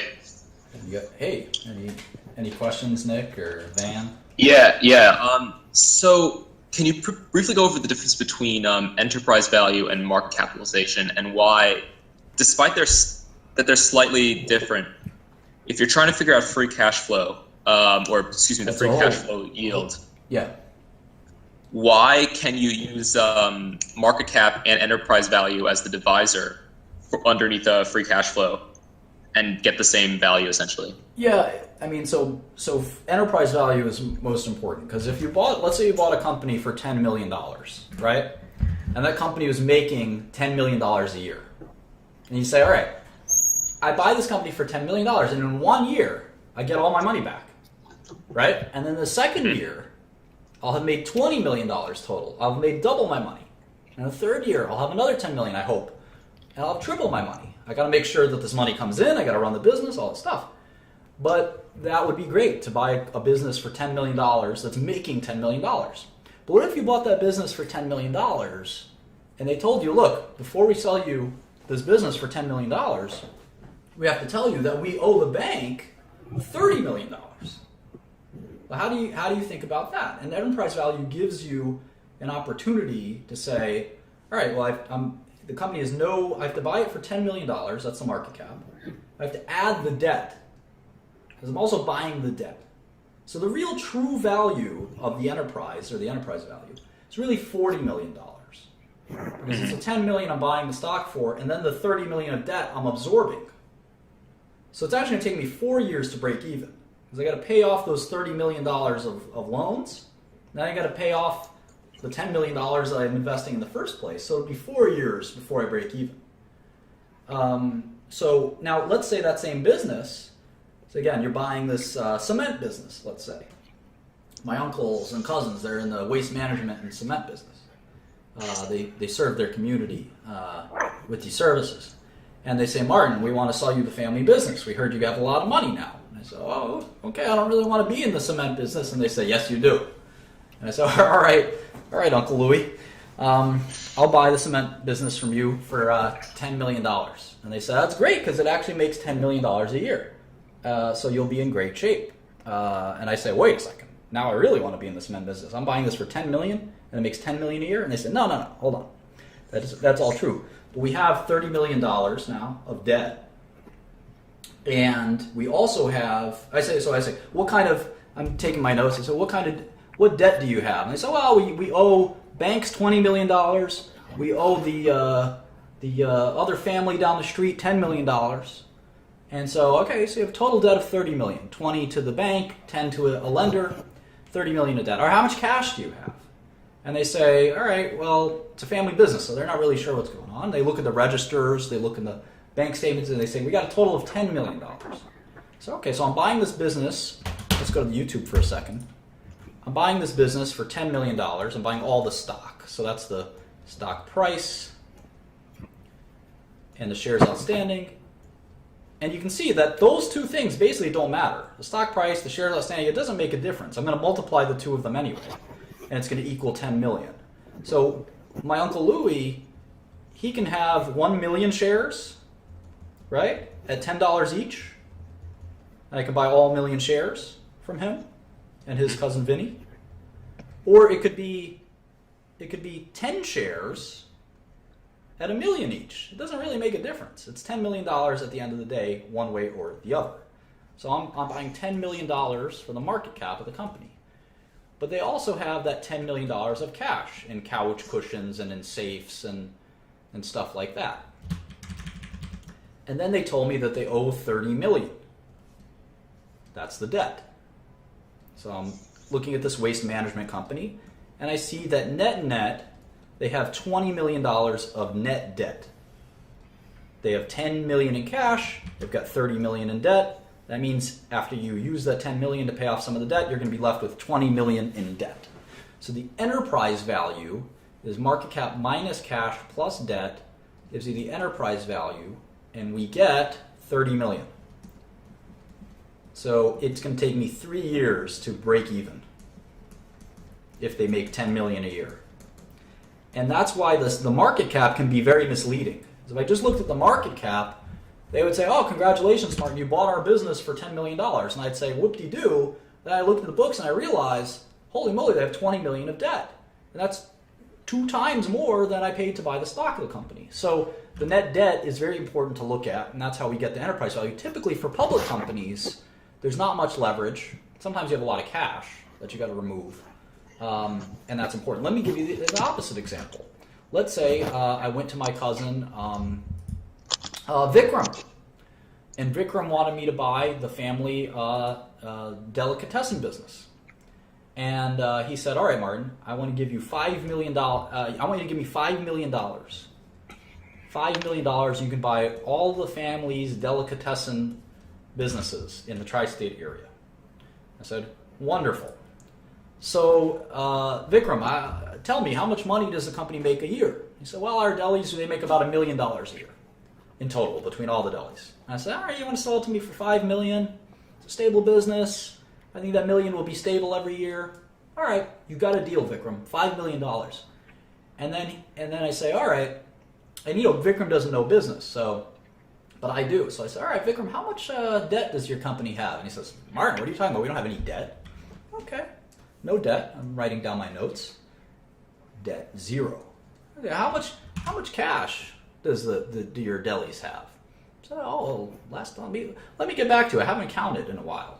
And I said, well, we still have a deal, right? It's $5 million, and I get all of the assets, the cash, the debt, the inventories, the accounts receivable, everything is mine. And I say, and he says, yes, that's the deal. $5 million, you get all my business. And I look into and he comes back to me tomorrow and he says, Martin, I just added it all up, and I know we signed the agreement that says I get everything, but there's $3 million of cash in all my accounts. And I said, well, that sounds great, Vikram. I basically just bought all of your delis for $2 million, right? Because the $3 million in cash, I just sort of take out. I'm buying your delis for $2 million, if that makes sense. Okay. So that's sort of the way enterprise value works. You have to strip out the financial aspect of the company from the operational aspect of the company. And in this case, cash minus debt, there's $3 million of net cash. Unlike my Uncle Louis' waste management business, where there was $20 million in net debt, here there's $3 million in net cash. So anyway, the enterprise value is important because, like he said, it was making $1 million a year, this deli business. It's a $2 million enterprise value. That means I'm going to make all my money back in 2 years, which is a really remarkable thing. When you buy stocks in the stock market, it's about a 15-year payback, which seems a little crazy. And Vikram did get straight hustled, as we'd say in Brooklyn, which is my home stomping grounds. So yes, enterprise value, very important concept. 2 years is not a long time. If you buy your average stock right now is about a 15-year payback period. So if you can find something that's just as risky with a 3-year payback period, you'll be a genius investor, or a 5-year payback period. And that's what private equity is, I think, very exciting compared to the stock market. So I've done a lot of deals where I've gotten my money back in 3 months, 6 months. Sometimes I've had to raise the prices of the drugs very quickly. But in any event, the goal is to get your money back and then some as soon as possible. And we'll talk about that in finance and how that works briefly. But the enterprise value is sort of the concept here. All right. So that's why you want to use EV instead of market cap for when you calculate things like free cash flow yield. Correct. Or other multiples. Very nice, Nick. Very nice. You sound like you're a very promising student. Young, remember, Young's the boss, so he can cancel you out at any time. Martin, I actually got a question for you, bro. I haven't slept, dude, in like 48 hours, so forgive me. I'm serious, I haven't, so I'm like really fucked up, man. But so EQ, is that a concept in corporate finance? EQ or EV? Sorry, EV. Yeah, it's corporate finance, sure. So in practice, I'm curious, do you use things like valuation by comparables or value at risk, intrinsic value versus market price, constant growth DDM or two-stage DDM, things like that? Like, do you ever have to use that? All of the above, absolutely. Oh, okay. So you do. Okay, cool. We're about to do some of that now. All right. Like I said, anyone who comes in here, you better respect young Shkreli. He's your boss. He's your idol. He's your mentor. Don't say anything bad to him, or let's just say you'll see what happens. It's not a pretty sight. Van, what's up? I think your mic's off, so you got to come back when it is on. Who else has a question before we go to the next topic? Celine Dijon. That's a funny name. I don't want to no coughing. No coughing. You don't cough. Shut. You got to cough, you get out. I'm serious. Get out and cough. Shut your mouth. Celine Dijon. That's a cute name. Let's see who this guy is. Just know if you're a troll or something, we got people who will find you. It's not a threat. Hi, Martin. Hi. I was wondering, I don't know too many people and I would like to get into investing, but whose money do you borrow? Do you borrow your family's money, or do you just go out to different people, random people on the street, and ask them for the money? You don't go to random people on the street. Come on, dude. Use your head. Fucking serious? I used something called an investment bank to sell securities. But in all seriousness, please, if you're going to ask a question, keep it to the topic at hand. Don't go way off track. Yeah, please. And we're trying to go in order here. Here's another boss. His name is Naj, or John, or God, depending on how you spell it. Zoom is here too. All right. Let's try to stick to the lesson plan. So, finance nerd, get back to your shit. So hopefully we got our 6 major variables: stock price, shares outstanding, market cap, cash, debt, and enterprise value. And we've learned how to look them up. And let's be boring for a minute and look up the rest. So we looked up for Coca-Cola. Let's look up for Southwest Airlines. His ticker is LUV. So we go to the SEC website. Leave me, young Shkreli. I ain't trying to get slapped. Wise words. All right, so there's the SEC website. I type in LUV, and I go to their 10K. And now I also want to look at their balance sheet. So I go to the consolidated balance sheet here on page 67. They've got cash and short-term equivalents of roughly $3 billion. So just type that in, 1583 plus 1468.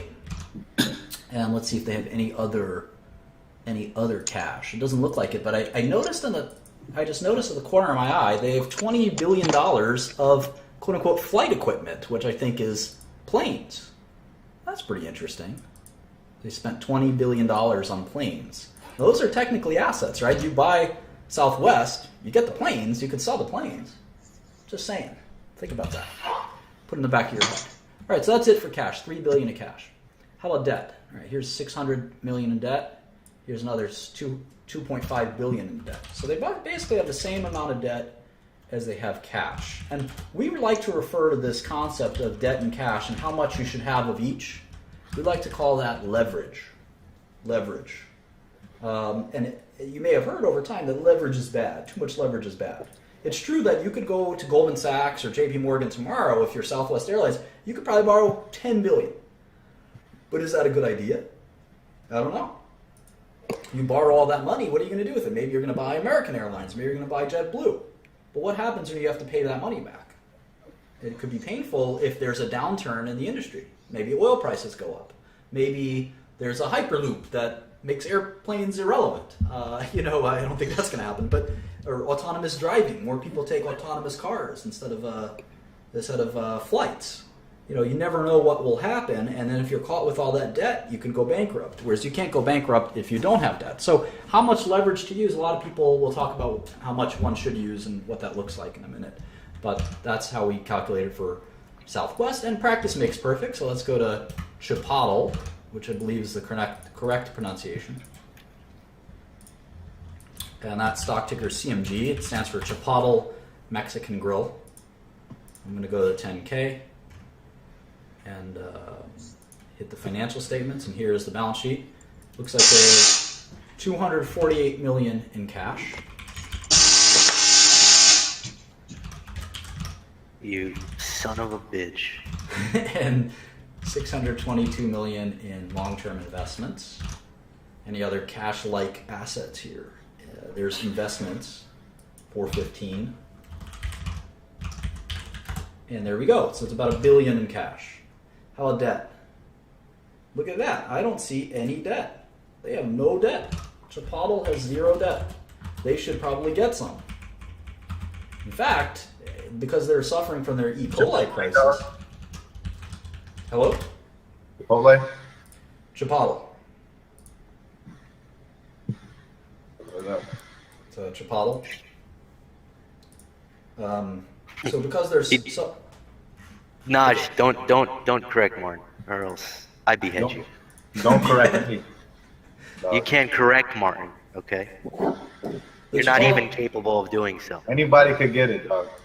The Chipotle inside joke is a good one, I'll tell you someday. Typically when you have a profitable big company, you want debt.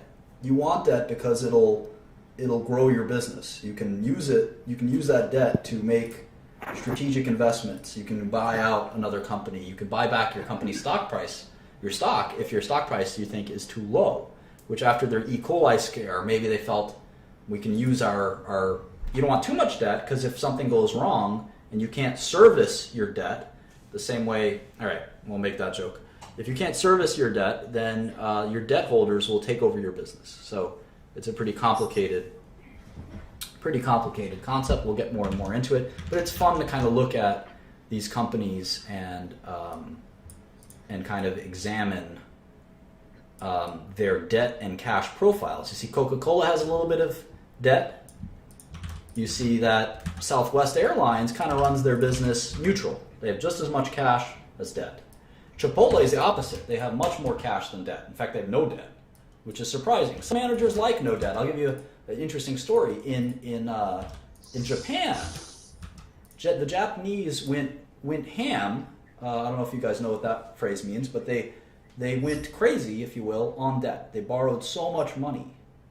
They borrowed so much money from lenders that they had this terrible situation in Japan where a lot of companies went bankrupt in the 80s. Ever since then, Japanese companies have refused to borrow money. So all Japanese companies, if you look at their balance sheets, all you'll see is a huge amount of cash and no debt. They're very conservative and very scared now. That's because they make stimulus packages that make their economy look like it's moving when it isn't. Well, at the company level, they if you look at any company like a Toyota or a Nintendo or a drug company, there's a refusal to borrow money. It's a very unusual thing. They just don't want to borrow money because the last time it happened, they had their economy faltered, and then all the companies were left having to pay off their debt, and were unable to do so in many cases. So you can read about that sometime. Hi, Yashu. What's up, Martin? How's it going? Any questions on any of this stuff? Well, I mean, do you really care for a company that has no debt versus a little bit of debt and leveraging themselves? Like, which one do you care for more? Oh, it's not like I care. We haven't even touched the subject of what we like or dislike. I think we're just examining, right? And it's interesting to see what the CEOs of these companies decide to do, right?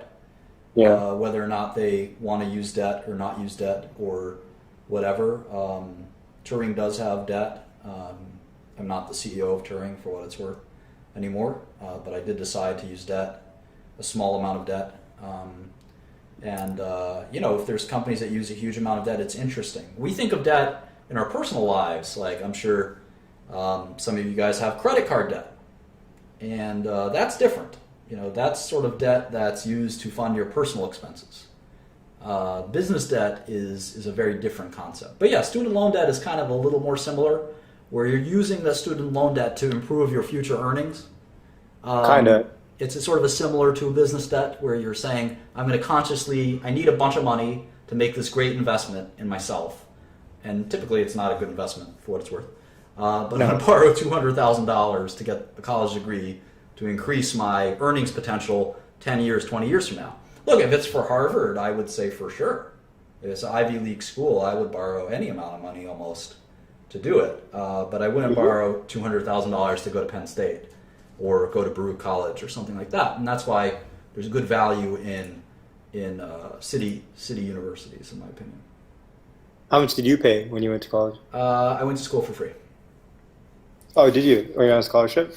No. That's what he likes to say. Baruch costs like $2,000 or $3,000 a semester. Costs nothing. Yeah, it's right? pretty close to zero. That's how much it costs up here in Canada too, so that's not too bad. Yeah, no, I mean it's just a great education for almost no cost is. And this is where you learned it all, right, Martin? That's where you learned it all. Well, some of this I knew already for sure. I had professors in school give me their resumes. That was a lot of fun. Anyway, let's go back to this balance sheet stuff. So let's go to that was Chipotle. Let's go to JetBlue. I bet JetBlue has a bunch of debt. Most of these airline companies have a bunch of debt. Southwest doesn't. That's interesting. So anyway, let's go to JetBlue, JBLU, balance sheet, 318 in cash, 558 in investment securities. Now, you might say, Martin, I don't understand why you think investment securities are cash.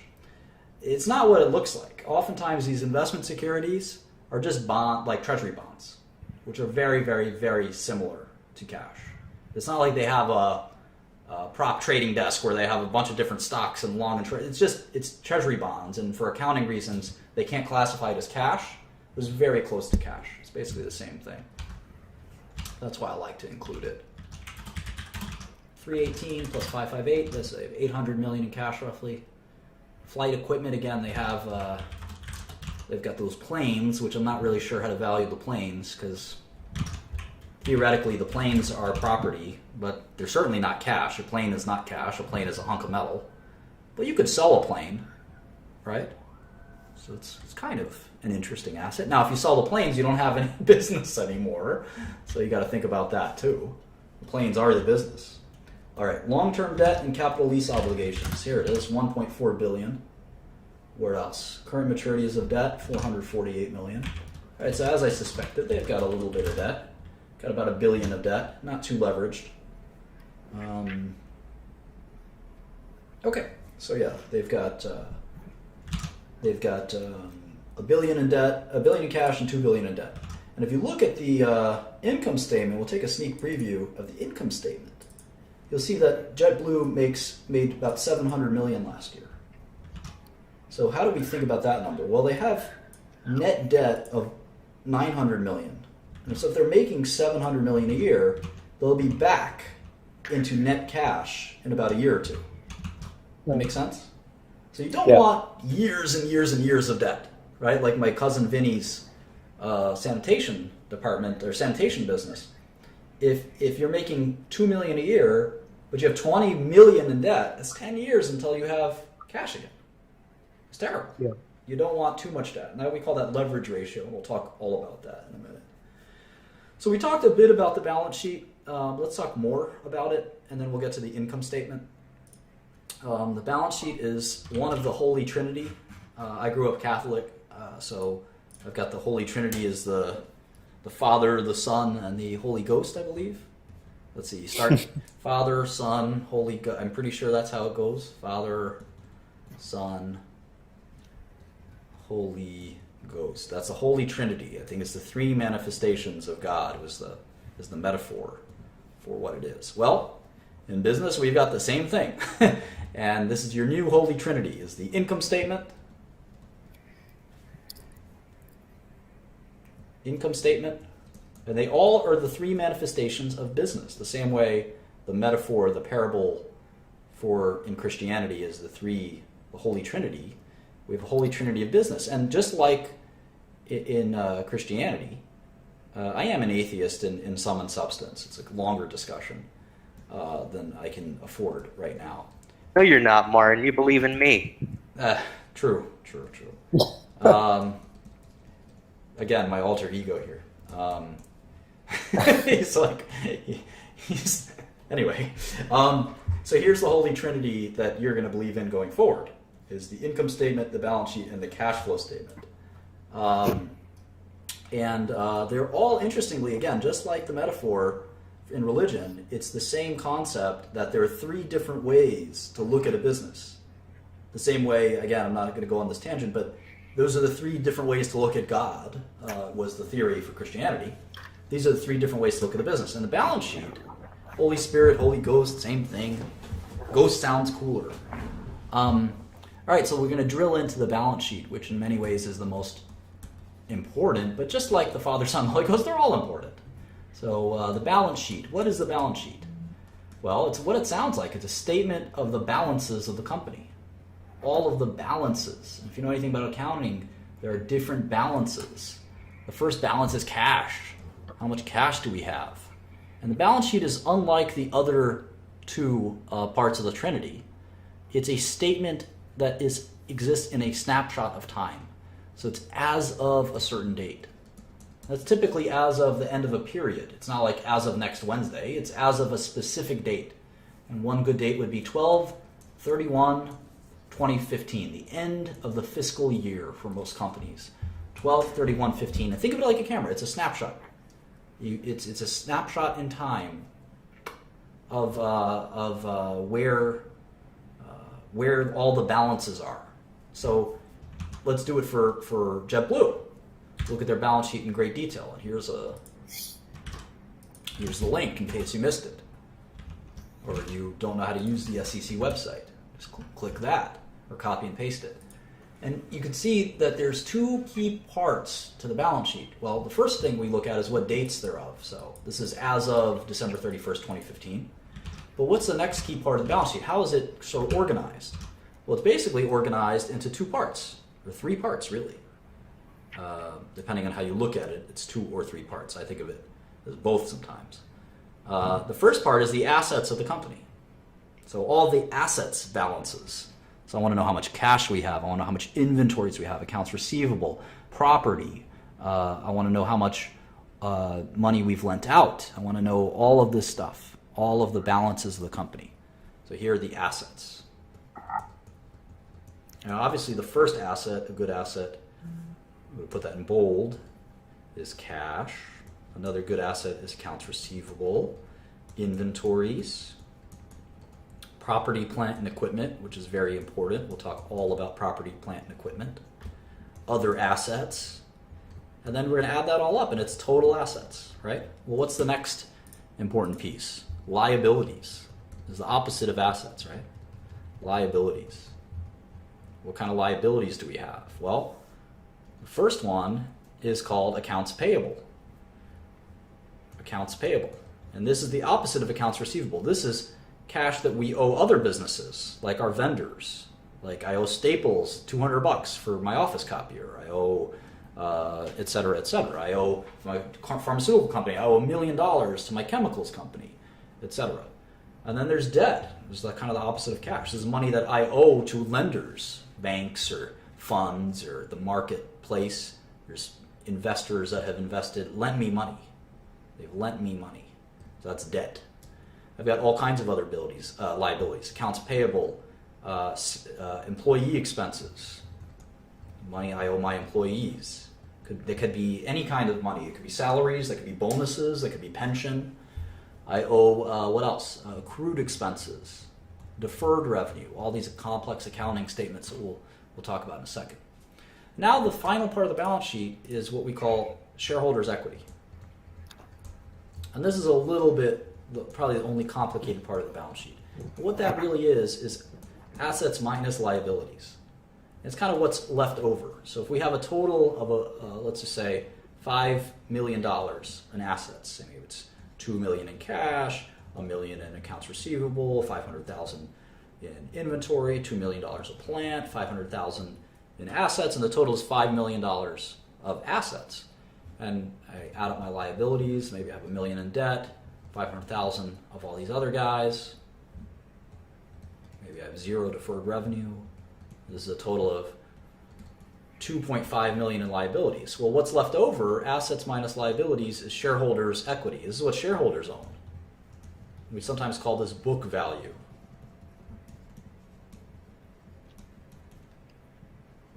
So assets minus liabilities equals shareholders' equity.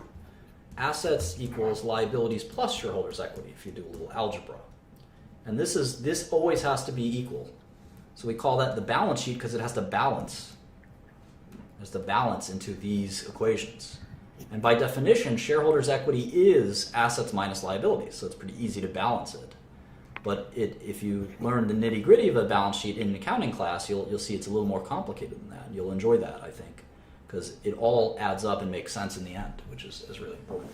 So you can see, if you look at a balance sheet, you can see all of what I've described here. It's a little more detailed. You've got assets, all of the assets, and they go through painstaking detail to describe each asset. You've got the liabilities, and then you've got the shareholders' equity or stockholders' equity.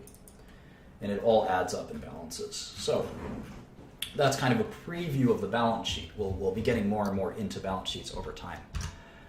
How about the income statement? This is the second part of the Holy Trinity.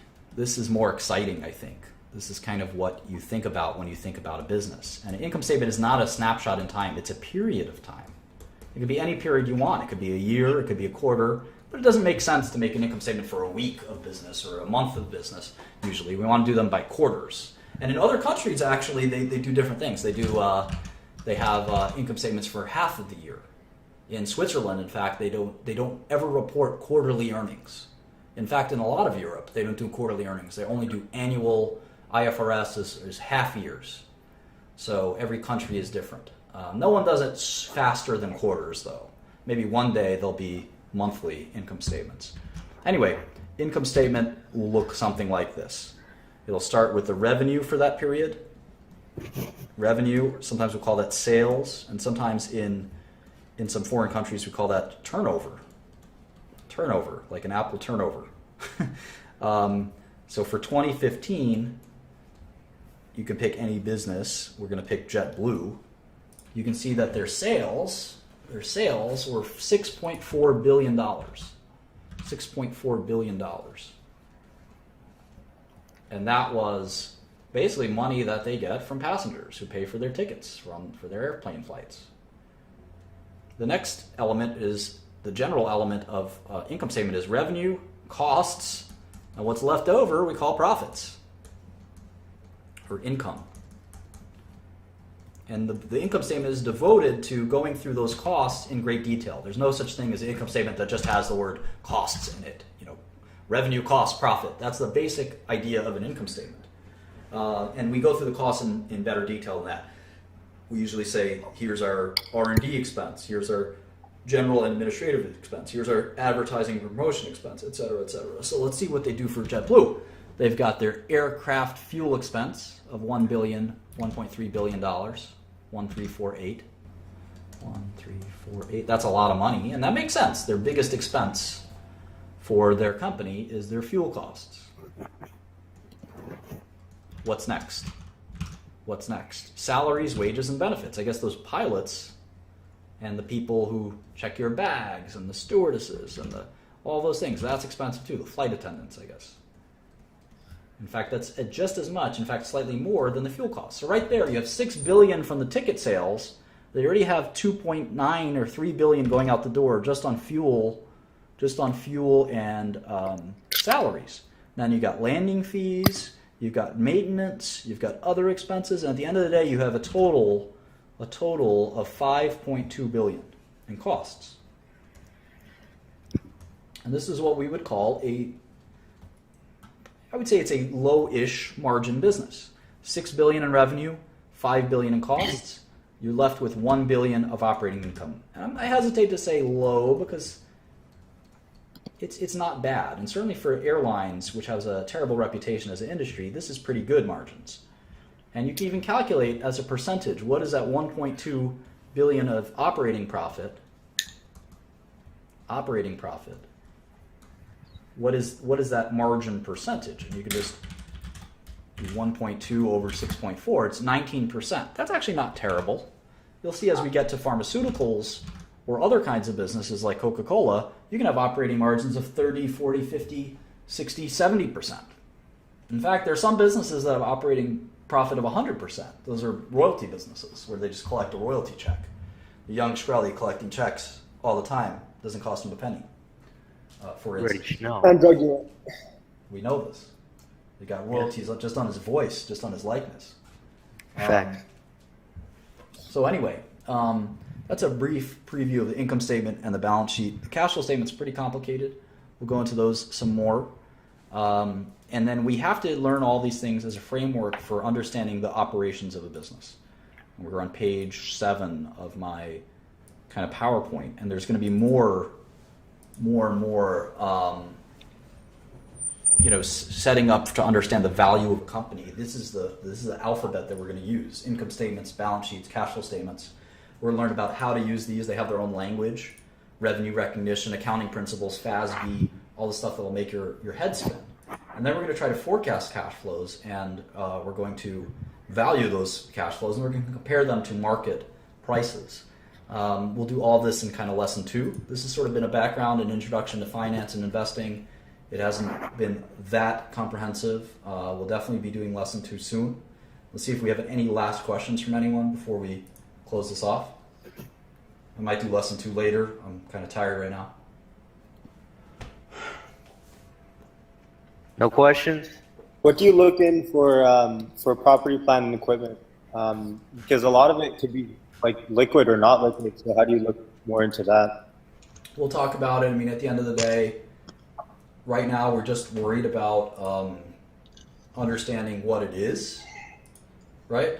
What is property, plant, and equipment? We haven't even discussed that yet. So we'll define that in the next lesson on balance sheet stuff. Items on the balance sheet. We'll talk about deferred revenue. We'll talk about what exactly is accounts receivable. How do we charge off bad debts in accounts receivable? What exactly are inventories? How do we book those? All these things are pretty complicated, and PP&E is no exception. Property, plant, and equipment is definitely a pain in the neck. Nick. Hey, all right. So if a airline is trying to hedge its oil costs, essentially, Is this buy a bunch about of oil the futures. lesson, Nick? Are you really asking about what we just went over, or are you? We're just about No. We're debriefing. This is a debrief, okay? So if you have any questions based on what you just kind of went over, keep it concise and quick. Or not asking about aircraft hedging, oil hedging. Get out of here.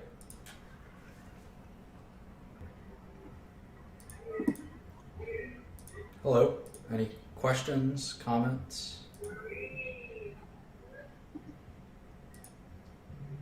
Oh, it's okay, Mike. Martin. Yes. So you got in the balance sheet, and I just want to ask you, what's your like? How do you evaluate properly the return on capital employed? What? The return on capital employed. ROCE. Yeah, we're not there yet. We'll do that in the next few lessons. Oh, okay. We haven't barely Cool. even touched the balance sheet. All right. Oh, okay, thanks a lot. It doesn't help anyone who's watching this lesson and beginning the very, very beginnings of learning what a balance sheet and income statement is to ask complicated questions. So Yeah, because by the time you even get there, I mean, won't even have a clue. yeah, I don't want people to be lost. I want people to absorb this and sort of gain some knowledge. Hey, Rashawn. Your mic. Mic's off. Last questions. Hello. Hi. Okay. Are you guys there? Okay, what's your question? Oh, no. Okay. I was going to say, we covered the balance sheet, income statement, briefly covered the statement of cash flow. Can you still hear me? Ooh. Can't hear you too well. Yeah. It's best to learn the cash flow statement after you learn the income statement and balance sheet, I think. Yeah. So we'll get to it in the order that I prescribed. I was wondering in terms of debt, going on value in good debt versus bad debt. Yep. We'll get to accounts receivable and the difference between, there's two different kinds of debt. There's accounts receivable. You've got your good customers who you think are going to pay, and then you've got doubtful accounts, like my friend Maurice, who never pays his debts. So Coca-Cola and Chipotle are great examples because they're well known, but I'd be interested in seeing biotech. We'll do that. We'll definitely do that. Yeah. And if you all stick around for the stream, once the lesson's over, I might start doing some biotech stocks on demand. Right now, I want to log in a nice 2-hour stream where we kind of learn something. I save it. You can just kind of look back on it as an intro to finance. So I know there's been some people watching this whole thing here, so if you have any questions, don't be shy. Feel free to ask Martin. That's kind of why he did this whole thing.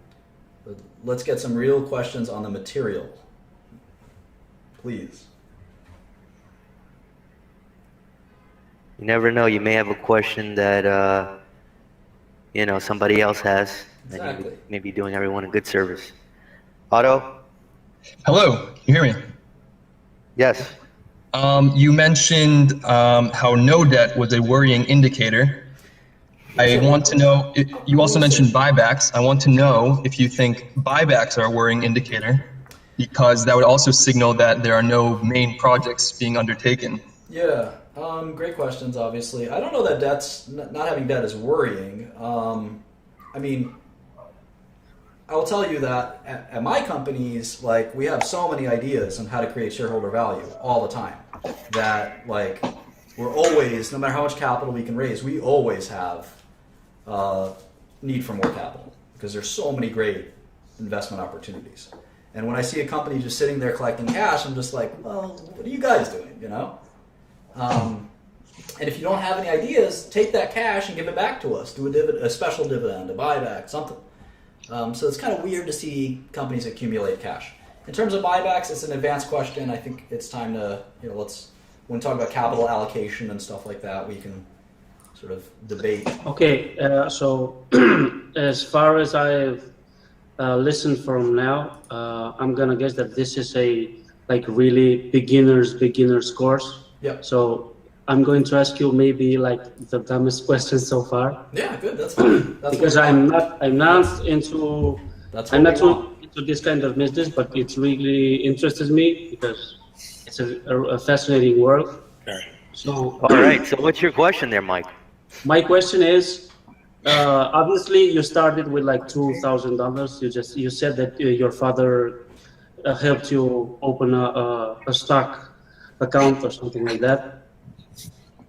So what would be the minimum amount for our era, our times? What would be the minimum amount to invest, and how would one start stock investments with absolutely minimum capital? So I'll just say that, from the reason the stock account was helpful to me is it got me excited, right? It got me excited about the stock market. For me, as a 15-year-old kid, $2,000 seemed like a lot of money, and it seemed like my parents made this big commitment, and it was super exciting. I got to log in, I got to place trades. It got my mind so interested in stocks that it never stopped. And it's not about the $2,000, right? It's about giving someone the excitement of a lifetime that would last forever. And that's why the $2,000 investment was exciting start. It got me so motivated. I got a job at a hedge fund. I got a job at a big hedge fund. I started hedge funds. I started drug companies. It just propelled my interest in business. So I wouldn't think about it. I think the minimum amount for most investment accounts online, the E-Trades and the Ameritrades and Interactive Brokers, I still think it's about $2,000. In fact, it might be even less now. So I think that giving someone a stock account, especially a younger person, and it doesn't matter what your age is. You can be 40 years old, and if it's your first stock account and it excites you and it gets you motivated to do something, I think that's exciting. You're never going to make money with a small amount of money, right? It's just the dream of turning $2,000 into $1 million. It's not going to be, it's not ever going to be possible. But will it propel you and excite you to go to the next stage? I think that's kind of what these small accounts are helpful for. Hey, James. Question. Yes. Uh-oh. You have a rival. Come on. All right. Was that your question, Gnarly? That's a great question. Thank you. Thank you. All right. I think we can turn the stream off now. So thanks for coming. I'm going to still be on here streaming. I'm going to turn it off so it registers as a stream. I really appreciate everyone coming on, asking questions, checking it out. I'll be back doing some biotech stuff in a second.